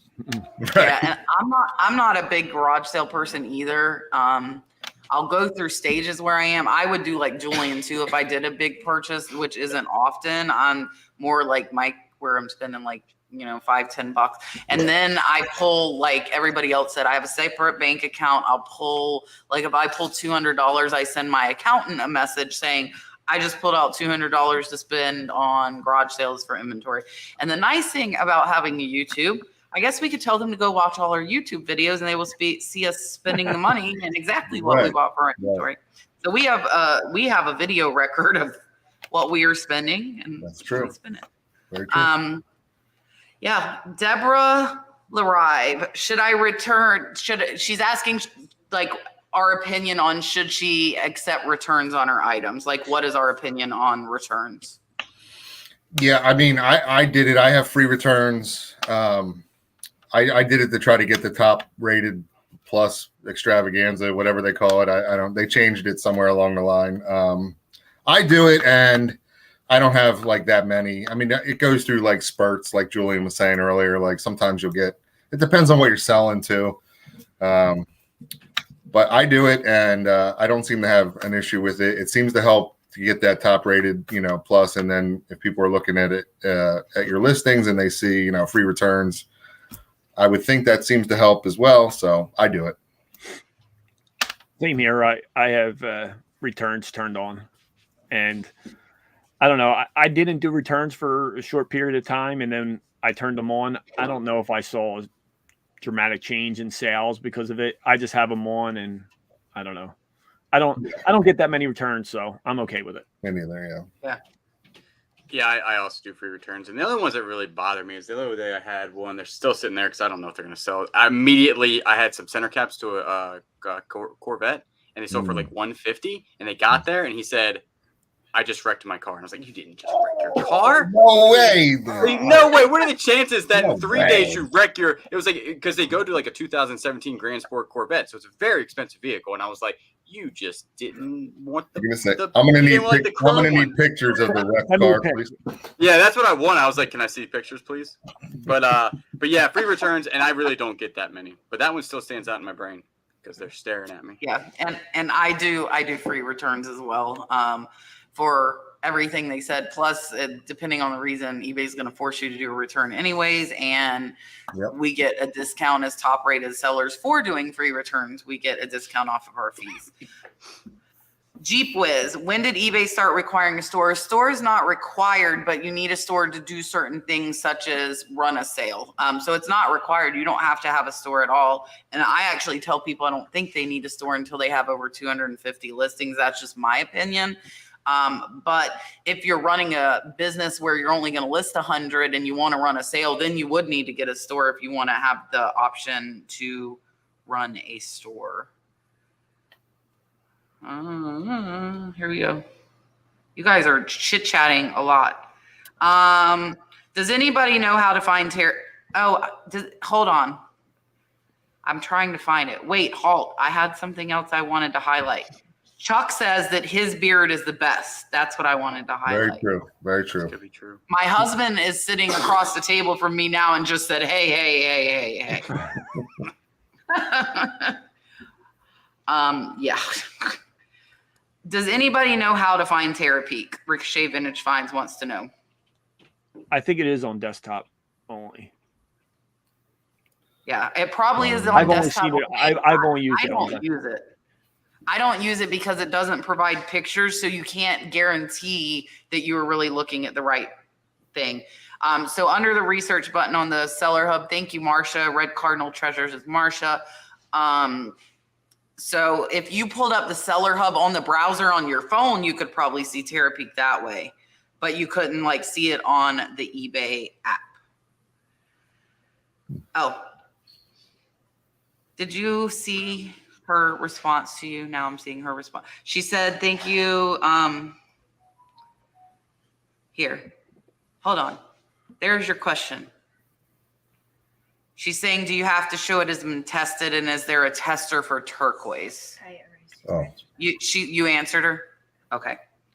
Now you guys see how behind I am in the chat. And Troy says you have got to use beard. How are we having, like, this is like a beard channel tonight. What? You got a lot of them on. Right. I know. Everybody's looking I good. know. What's the first area you check in a new thrift store? Ooh, that's a good question. I check the toys. I don't know. I like selling toys, action figures, stuff like that. I found a Furby today in a new thrift store that I went to. Just sitting on the shelf, $5. That's what I do. If it's a new thrift store, Like I new mean, to me, not new, like brand new, right? like your first time going, Your first time there, yeah. usually- Feels like the first time. I usually check like behind the counter if they have like a glass case or Oh, something. you're fancy. Usually they'll have some. You're fancy. Yeah.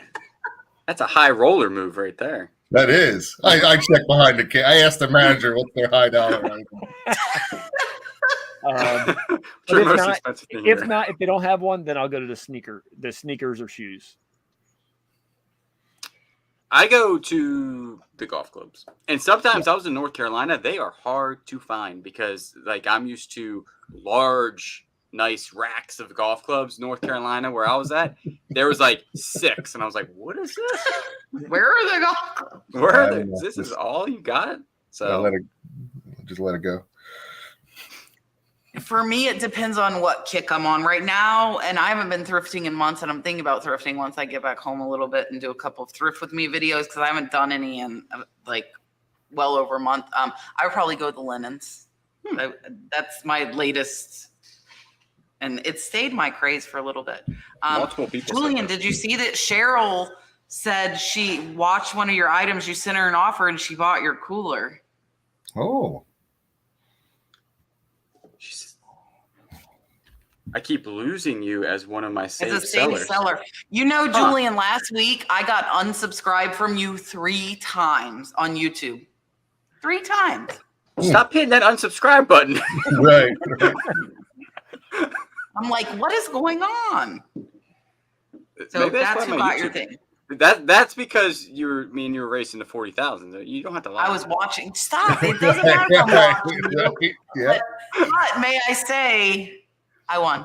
You did. That- Yes, you did. That's all. That's all. Yeah, I don't know why you would keep losing the save seller thing. I don't But know. yes, that is why I was checking. You do know me and you call me up. But yes, that is why I was looking at your channel so often and knew I was unsubscribed. It's okay.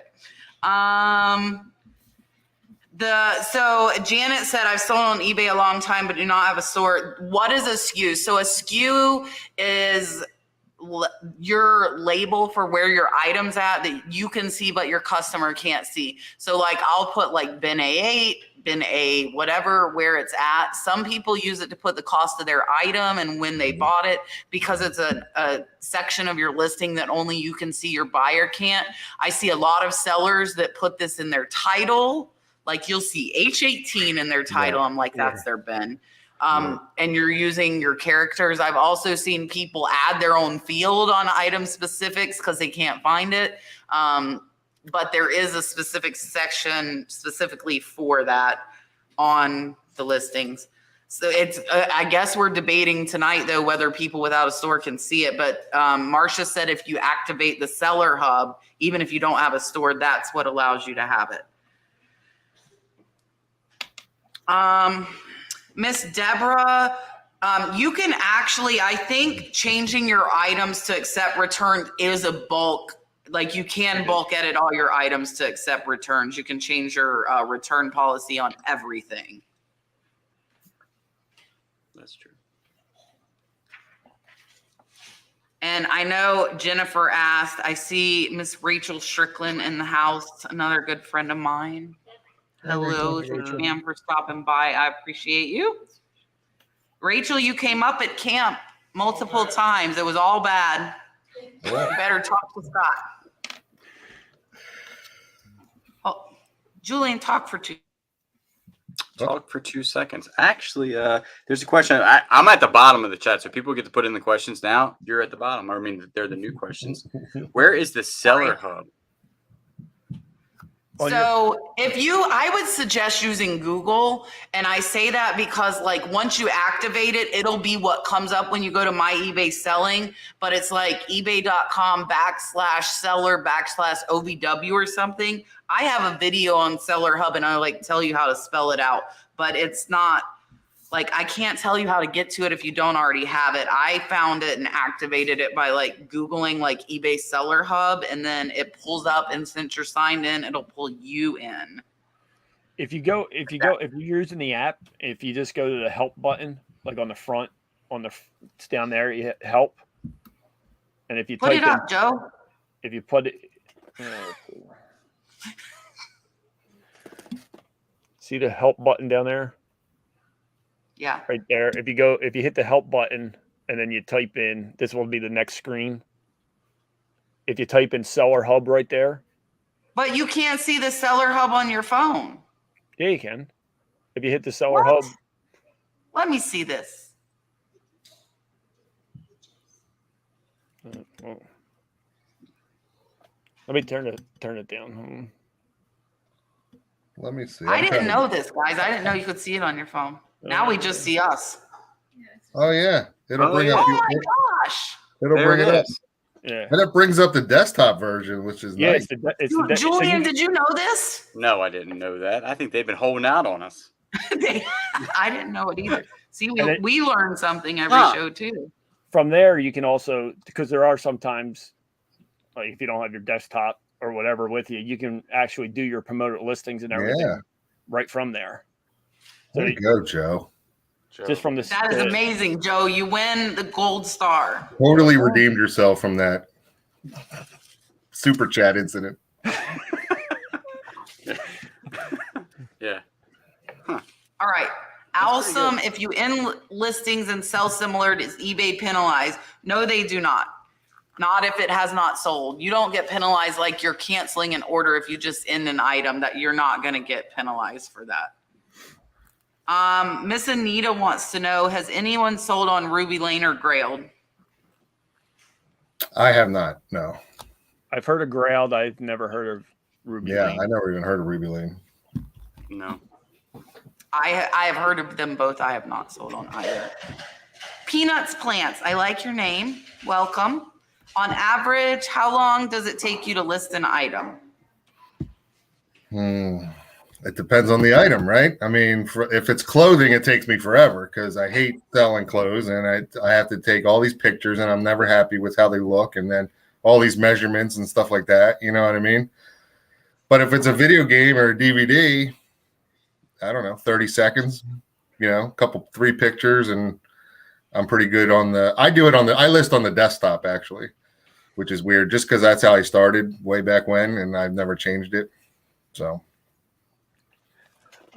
It's hard for me to put an exact time frame on it. My listing starts at wherever I find the item. If I decide to purchase the item, whether I'm at the thrift store or an estate sale or a yard sale or whatever, if I look up the comp and I decide to purchase it, I hit sell similar right there and save the draft. Which is smart, Joe. I think you said that the last time we were on. I think that's very smart. Right there. So I have that already started, and I do change right there. Like if it's a pair of shoes that I pick up and I find a size 10, but the listing's for a size 11, I make sure I change the size so I don't forget to do that. And then I'll put the price. If I'm going to change the price, I'll change the price on it. So I start it there, and then when I come home and process the, everything that I bring in, then I take the pictures. So all I'm doing is adding a little note in the description, usually the same, little note that I put in the description, and take the pictures. So I don't have I do it in steps. So I'm probably not the best to answer that question on how long it takes.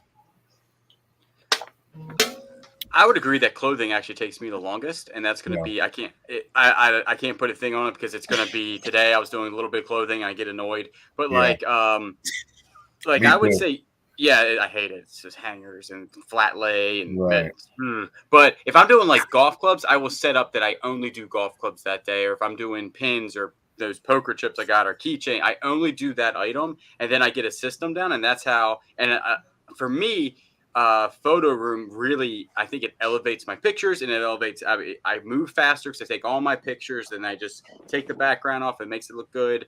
But a lot of times, like with golf clubs and like those pins, poker chips, and like tools, I do not do a background delete. So I cruise through those super fast because I do those on a wood background, and I just think it makes it look a little bit better, and I save time. So the fastest I can do is like, because I do everything on my phone, is pretty fast, like 30 seconds, 45 seconds. And I can, if I'm doing something that's similar, I am flying through them. Yeah. But like clothing, 72 hours. Yeah, minimum. Right? Minimum of 72 hours. Yeah, me average between easy and hard would be probably 5 to 10 minutes, like average. Because some stuff might take 10 minutes, but some stuff I'm like Julian, I can list one a minute. If it's DVDs, I can pump out 50 DVDs in an hour, like literally. Yeah. Pictures, listing, everything, 50 in an hour. So, Julian, before you hit that button, I have to put this up because I thought this funny. Tommy Z said, my viewers are 85% women. That's where the bearded men are coming from. I just like that comment. You know, I just have to put that up. All right. Joe's fancy. Mark says that Joe is fancy. OGNC, $5 super chat. Thank you so much. Mark, here's your dolphin. Super chat.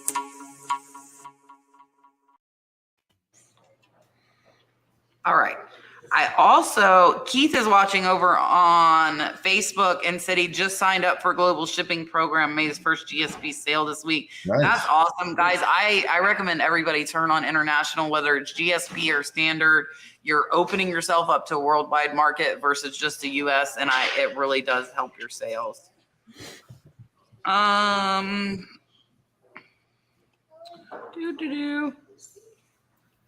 Okay, so what's our opinion on offers? And sometimes our answers are all the same, and this is why we do the 4 panels. Sometimes our answers are going to be different. Of course, this is a opinion thing. So, Mike, what say you? I don't. So, would you recommend? Yeah, you have to just be careful. I don't. I allow offers on like 95% of my items. Okay, if it's like a rare, something special or rare or whatever, I won't allow offers on it, or something that I know, something that I've sold before that I know is going to sell and I price it right. I won't allow offers because I know the price is right and it'll eventually sell for that price anyway. But yeah, so for me, it's like 95% and offers available. Yeah. I'm probably the opposite of it. I only have offers on like 5% of my items. Wow. But I do take offers if somebody takes the time. I get offers on a lot of things too, but they'll have to actually send me a message, and say, hey, would you take this much or take that much or whatever. And usually if we come up with an agreement on that price, I'll actually change the price in the, I'll revise the listing where I change the price that we agreed on, and they usually purchase it right away. So that's the way I go about doing it. But there are some items that I have in my store that I do allow offers on. So I'm the complete opposite of Mike. And I'm kind of in between both of you because I used to have offers on everything and then to switch it up. But you can bulk edit that. And I bulk edited off of it. And now I only have select things that you can do offers on. And most of them are things that I have listed super high. And I'm not 100% sure of how much it's worth, but I didn't want to do an auction, so I'm willing to take offers. And sometimes I will set a minimum because I don't want to deal with most of these are like $200, $300, $400 items. So I set the lower at what I think it's worth, basically. Does that make sense? Sorry, somebody came home and didn't know I was live, so that's what all the laughing and pointing, and I threatened to turn the camera around on her, and yeah. But I recommend it because you can decline it. Like if you don't like it, you can decline it. I will tell you, like Mike was saying, like some stuff he knows he doesn't want it. Like it annoys the crap out of me if I send them a decent offer. I mean like 5% off and they decline it. I'm mad. I'm like, that was a reasonable offer. I gave you 5% off. I took 5% off. Like, why do you have this turned on? So if you're not willing to take it, don't turn them on. But if you are, you know, you can always negotiate with them. And I think it helps you bump up. I think the algorithm likes you taking offers, and it does give you activity if you're countering. I am not shy about declining either if they're sending an offer lower than I feel is fair. But I think countering and all does give you activity, because I notice when I get like one offer, I almost always seem to get like one or two more on different items from different people. This is a good question. I'm interested in everybody's opinion. I see a lot of resellers have cool names. So she's asking, when do you think is a good time to add a name, and what is the benefit to having a cool name?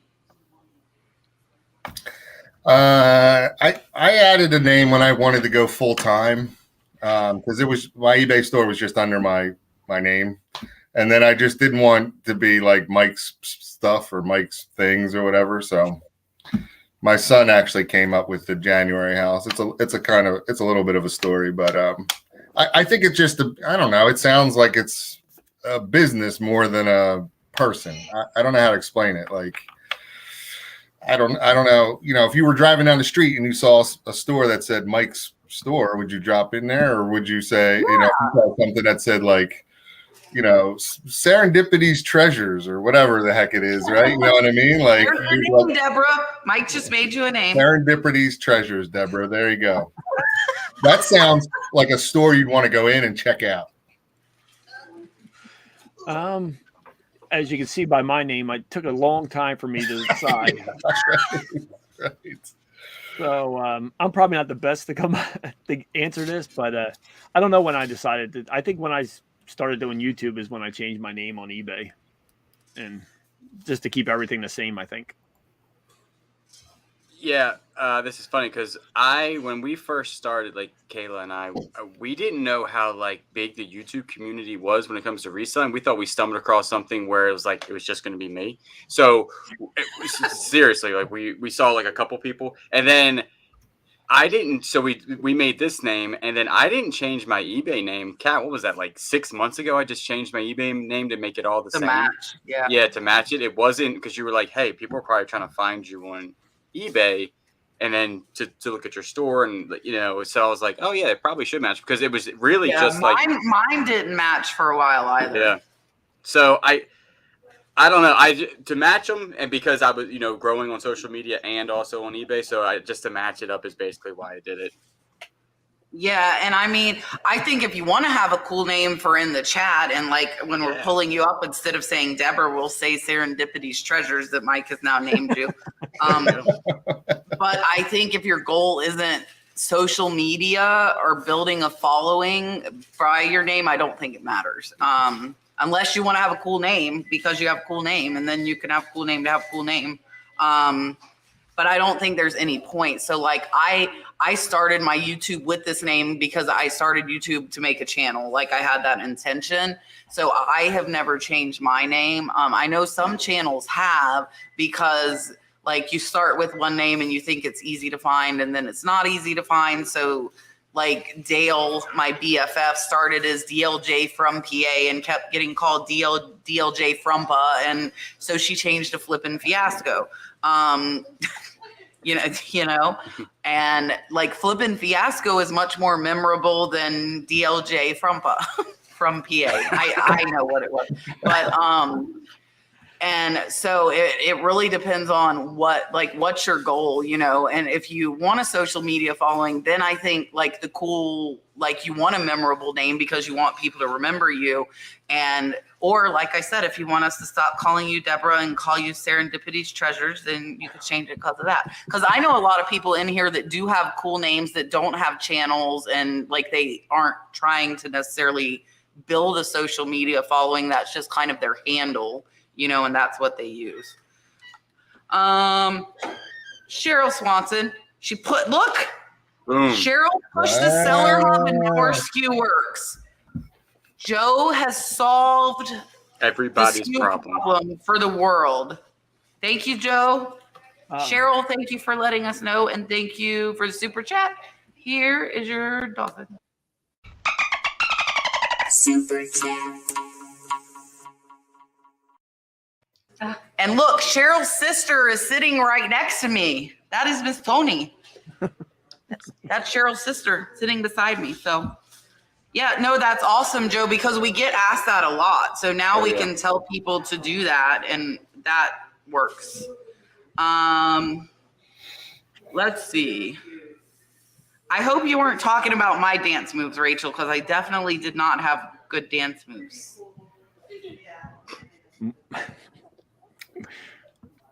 Hold on, I'm telling you, you all are chatting like more than normal or asking questions less than normal. I'm not sure. This is a good question. What's your favorite thing to buy with your free shipping coupon? Ooh. I always buy those bubble mailers. I buy those 9x7 bubble mailers always. Bubble mailers. Man, I buy tape, and I know people are like, "That's the worst tape ever." I know it's worst tape, but I love it. I love got it. I have off so of much the tape. Julian. I got off the tape. I get the good tape now. I have terrible tape. I use so much of it.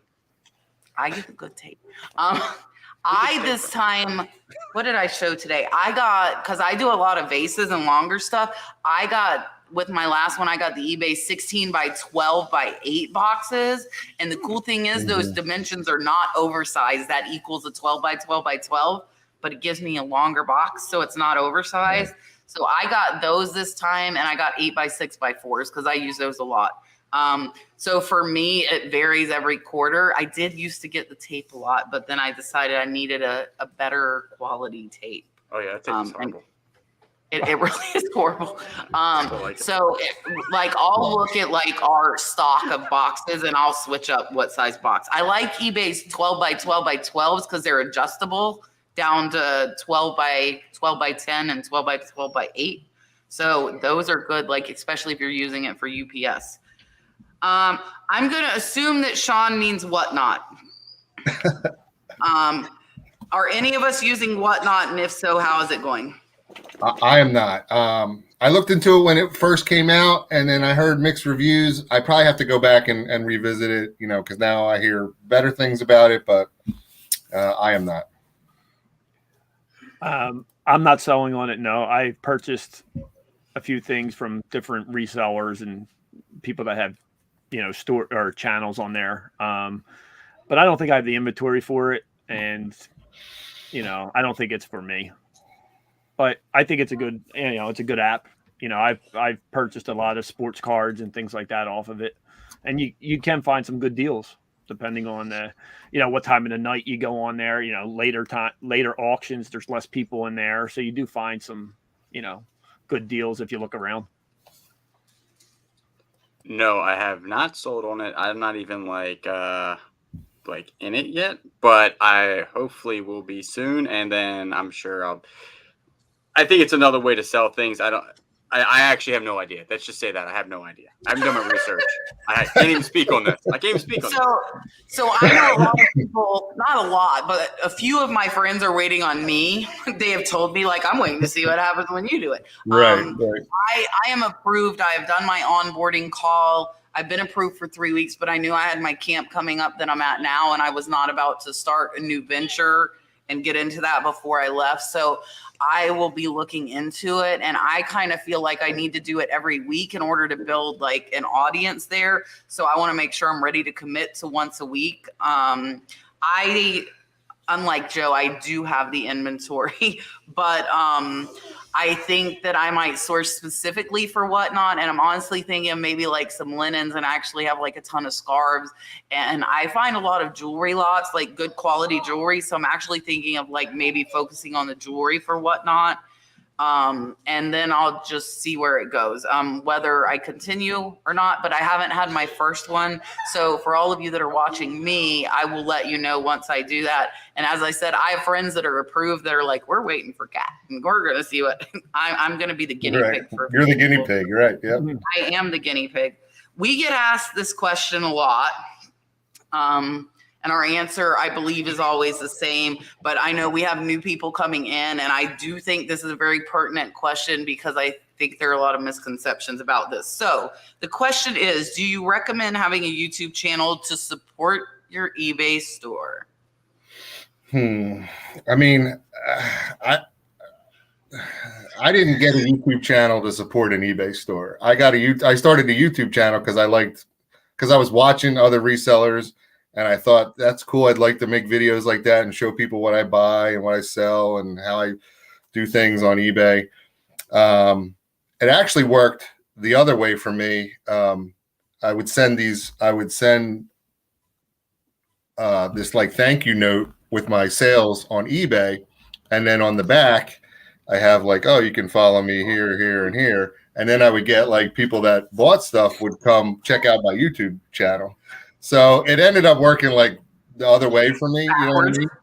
Yeah. But I don't sell a lot to people that watch my YouTube channel, although I have an auction channel where I sell them, where I sell those people items on my auctions, obviously. But I don't know if I don't think you need it, but I don't have that many subscribers. You might want to ask one of these two up here, probably. Joe. Yeah, I have a very small channel. I don't think I've maybe had one or two like viewer sales in the whole, 2 years that I've been on there. My channel is very small, and so I do it because I enjoy doing it. I love sharing. Most of my videos are what sold videos anyway, so it's not like I'm outsourcing some things where people might see something and say, hey, did you list that yet? Can I buy it? Most of my videos are after the fact, so I don't have the item anyway. But I don't think you need it. If you enjoy doing it and it's something that it does take a lot of time, to be honest with you. I spend probably too much time on it because it doesn't. I should be listing more and doing some other things that are making me money. You know what I mean? At the end of the day, I'm reselling part-time just to make extra money. I do spend a little bit too much time on, something that's not making me money, but I enjoy doing it. So I enjoy sharing what I'm selling is what I'm saying. Right. Hands down, no. Do you recommend having a YouTube channel to support your eBay store? No, absolutely not. I would get into YouTube because you want to be on YouTube and then enjoy that and then go with the process there about hustling and getting content out. But definitely the amount of time yesterday, that's why my eyes are bloodshot, 15 hours of editing. I did 15 straight hours because I had a ton of backlog. Mm-hmm. So just imagine if I put that towards eBay, and in the beginning of YouTube, you are 100% working for free and it's going to cost you money. You're going to buy, you can do your cell phone, obviously, but I bought lighting, I bought cameras, I bought stuff that would break. I bought a new computer because it wouldn't carry the 4K. My old computer wouldn't. So you're talking a lot of money and you're working for free. And it takes more time than I think that people really realize. Everything you do, even if you do what solds, if you do sourcing, everything you're doing is for the camera, right? So even that takes longer. When Kat does her stuff, if she wasn't on camera doing it, it would take so much faster. Yeah, you would be flying. Even when you're outsourcing, you got to remember you're holding a camera on you, so you have to move a little bit slower and a little bit smoother. Right. Mm-hmm. So all that takes a lot more time. So it's definitely a time game when it comes to that. So if you want to get on YouTube, I'm a big advocate of it. I say everybody should be on YouTube, make videos. I think it's great, but don't do it thinking that it's going to help your eBay. Yeah. Now, eventually, will it? Sure. If you get you'll get subscriber views and people, but right off the bat, and probably, I've been on YouTube for years and years of, So, but I'm a big advocate of being on YouTube. Like, I think everybody should. If you want to be on it, start making videos.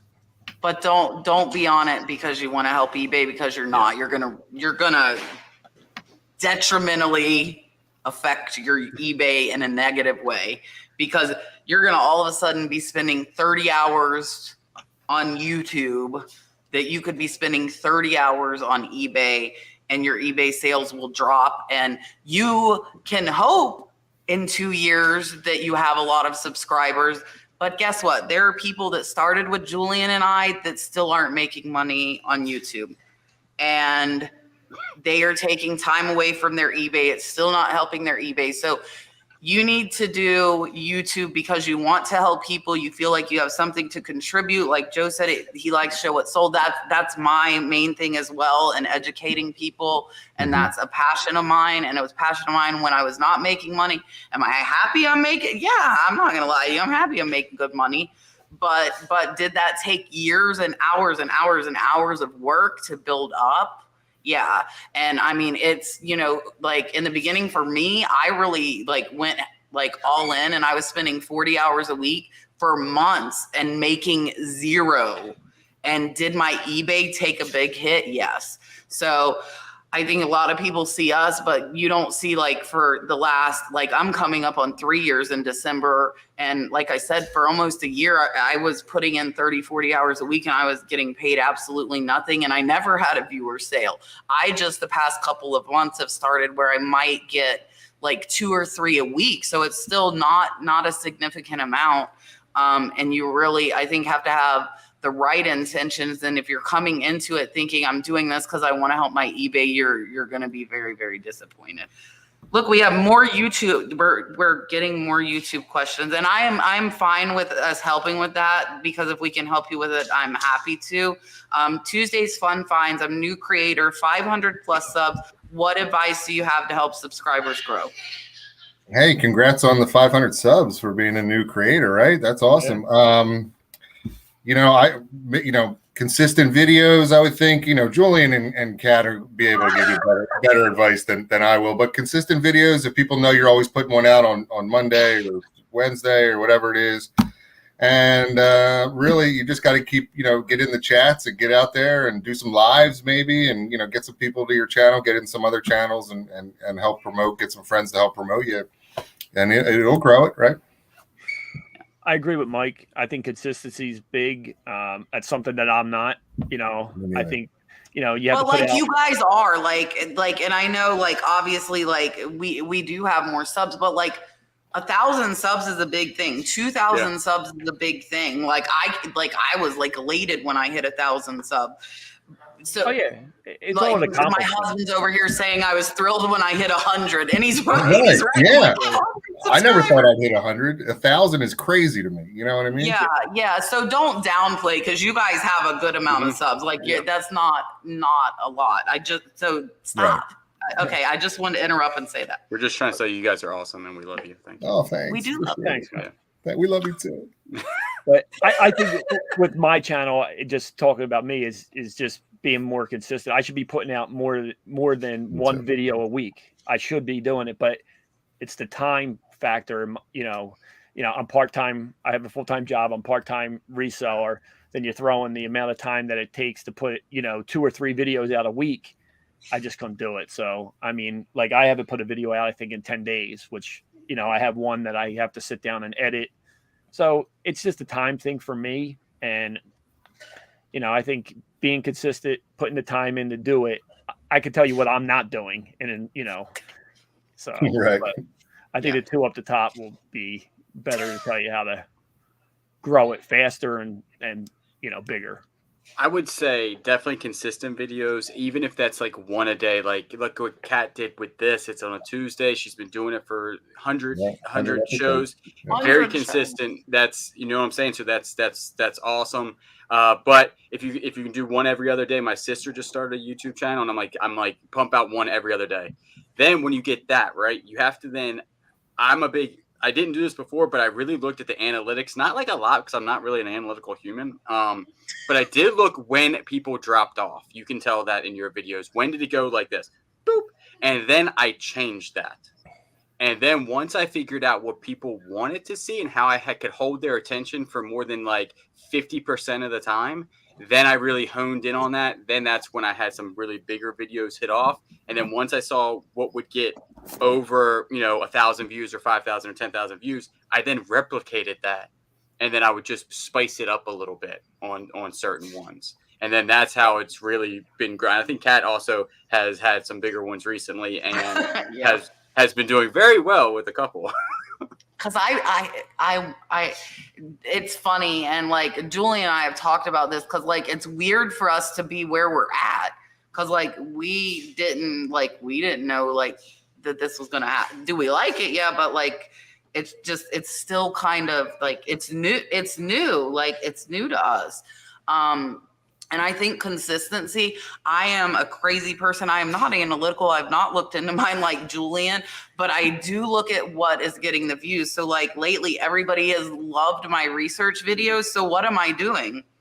I'm doing more research videos. I'm still doing my what sold, and like people love my thrifting videos too, but I got burnt out on them and it felt like a job and I stopped because you guys would know if I wasn't enjoying it and I was making myself go do it. And so I haven't thrifted in months. Now I'm like, okay, I could go thrift again.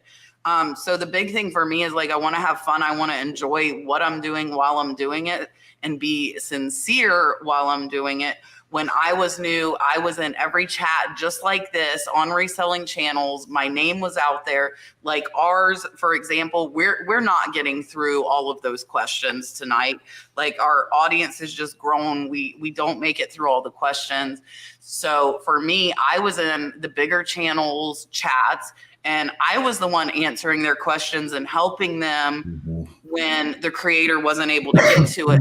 And I was answering every time. So they're like, who is the nurse? Like, who is it? Like, I was everywhere. And people used to tell me that. And that was when I had like 100 subs. They're like, you're in every chat I go in. Like, how are you everywhere? And I was, because I was, like I said, I was out and I wanted to help people and I wanted people to see my name, remember who I was. I started this show when I had 500 subscribers 100 weeks ago, 99 weeks ago. I missed a Tuesday. And every Tuesday I am here. Like, I'm in Tennessee right now at camp. When I'm in Pennsylvania, I'm still here. I'm in Myrtle Beach, where it doesn't matter where I'm at. I am here every Tuesday, 8 p.m., unless I feel like I'm dying, which is 1 week out of 100. Not bad. It's not So now, like after, 2 years of this, people know every Tuesday at 8 p.m. Cat is on. So I think consistency, I did every day when I was a crazy person, and like, I wanted to grow my channel, and Julian did it too. We did it too. And like, props out to those who do daily videos. It is a hard work. It is hard work. It takes a lot. And like, I went down to Monday, Wednesday, Friday. So now people know, okay, Monday, Wednesday, Friday, like Kat's putting a video out, and Julian does every other day. That's what works for him. So consistency and being in the chats like these, Mike and Joe, like when you guys do a live, right? No, we used to. Yeah. Didn't you used to do like a hangout? Okay, Yeah. You don't do it anymore. No. Okay. So, but they're like, and honestly, I'm not going to lie to you, I don't have time to go into those chats anymore. Now I'm so busy. I rarely get to go into them. Like, I know like Dom Primetime Treasure Hunter does his like cha-ching-a-thons. He does different things. Rachel Strickland is in chat. Rachel has lives. So I would just like explore the community, find the lives, and be there.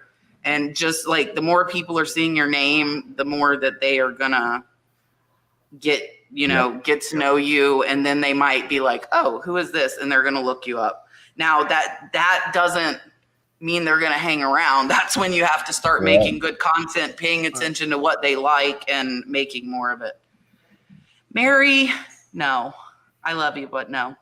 I wonder if they ever wonder, like, because I'm like an hour. I'm not really an hour behind. I didn't realize it's 10:04 because I decided to go late. Hours.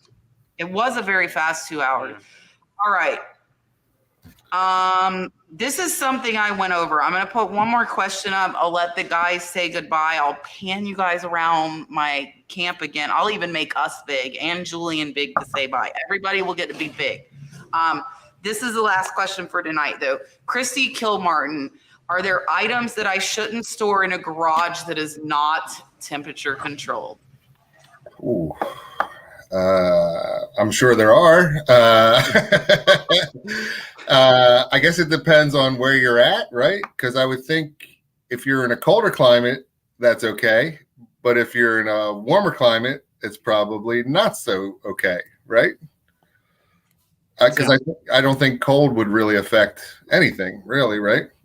But heat definitely would, right? Cold will crack glass. Yes, there you go. Yeah, I mean, like, I know records and stuff can get warped in the heat, you know what I mean? Or any like paper items, if it's hot, you know what I mean? Like, you can get mildewy and stuff like that, like ephemera and stuff, you know. Yeah, I'm sure there's a few more. Yeah, I don't really have too many items, so that I think are affected by any kind of climate control. You know, I sell mostly clothing and some hard goods, sporting good equipment, things like that. But if you are selling records and things like, and I don't think that's a good idea to put out, in a shed, in a hot shed or something like that. So, or candles. Someone put candles in the shed. Also, Hot Shed sounds like a great store name too for eBay as well. Mike, you guys are both on point tonight. I will tell you, this has been an amazing show. We normally say this backstage, but I'm saying it now in front of 450 people. Like, this has been an amazing show. Like, you guys have been amazing. So yeah, so I don't know. Maybe Julian might be. He's down in South Carolina, so you might know better than us. Yeah, really anything that can mildew, because Cat's in Florida. I'm in South Carolina. It gets hot, humid. Where I'm at, I don't know how close Cat is to the ocean. I'm super close to the ocean. I'm about 25 miles, I think. Okay, so you're 30. Like my storage unit is actually like less than a mile from the ocean, so you have to worry about like salt water actually like rusting things. We're not You wouldn't close think enough that to it worry about like salt water. being in the air, but there's definitely salt water in the air. So like that will rust things, and it's definitely anything that has to do with mildew, because humidity is not your friend. So just always remember, if you don't want it like slightly damp, then it probably shouldn't be in there. Yeah, and this is something I cover at camp. So like everybody here is cracking up because we discussed this at camp yesterday. I had a friend who has a shed in Florida, not insulated, who ruined thousands of leather Harley items by getting mold and mildew on them. So here, glass is not a problem because it doesn't get freezing. But like that's the thing with like at camp, we have people from all over the country and different climates, definitely, because like I would be okay putting glass in a shed that wasn't temperature controlled because I'm not worried about it. But somebody that's getting like really cold, freezing temperatures, they might worry about glass cracking. Purses, it's like Julian said, anything that can mold or mildew is definitely, and some paper can too if you really have a bunch of humidity. So I'm going to soon add a dehumidifier to my shed that has the batting insulation, but I don't have that issue in my shed that has spray foam. So I wish I had spray foamed my other shed and I didn't. So if you get a shed and you're debating, I would put the money out for spray foam. Yeah. All right. I am going to let everybody go big and I'm going to let all the guys go and then I will go big and we will pan and you can see everybody who has been sitting around me the whole time I've been talking. So here is Mr. Mike. Hey, thanks everyone for stopping by, and thanks to Kat and Julian for having me on again. I had a great time as usual. Again, my name is Mike. I'm the January House, 2 channels. January House has pre-recorded content and January Auction House has auctions. I have one this Thursday night at 7 o'clock p.m. Eastern, and then Sunday night at 7 o'clock p.m. Eastern on the auction channel as well. So we have a great crew that stops by. Even if you're not into buying stuff at auctions, we have a lot of fun. So stop on by. Maybe I'll see you there. Perfect. Here's Joe. Thanks, Kat and Julian. Thanks for having us on again. We had a blast. I know I did. Everybody, thank you for stopping in. All the great questions. I really enjoyed coming on here and trying to answer the questions the best I can. Hopefully, I did help somebody with some of my answers. But check me out, Philly Picker on YouTube and on Instagram. And thanks for having us on. Perfect. Julian, I'm making you big. It's not normal, but here you go. This is not normal. Thank you, Mike, Joe, for coming on here. Thanks for Kat not firing me because I was gone for 2 weeks. I appreciate that and allowing me to come back on. Tomorrow, I'm on Primetime Treasure Hunter at 9. Dom's channel. So that will be fun. And I drop videos every other day. And sometimes I will go back-to-back videos if I have some pretty cool content I want to get out. And also thanks everybody in the chat for being here. Thank you so much. Yes. How far is Joe from 2,000 subscribers? Do not forget, go subscribe to Joe Philly Picker. Let's get him to 2,000. I'm going to pan and let everybody at my camp, they can wave us off. I want to say thanks. This has been one of the best shows we've had. So Joe and Mike, thank you guys. It's been a really great show. I enjoyed it. I appreciate you. Julian, I will never fire you. So if Julian ever leaves, he left. I'm telling you guys that now. And I'm going to pan, and I'm going to start with Miss Tony. So everybody can say goodbye. Here are all my people. Bye. our live studio audience. There's Dalton and Brad. We have people everywhere. Yeah. Say bye again, Dalton. Dalton, say bye. Bye, Dalton. Bye, guys. We appreciate you coming on. Oh, hold on. Who's on next Tuesday? Julian, do you know? No, He doesn't know. I don't give him the schedule. He's like, what are you talking about? Next I know when week the is thumbnail comes out. it's sunny Las Vegas and Rebel Reseller. So I will be happy to have those two on. Rebel Reseller has never been on.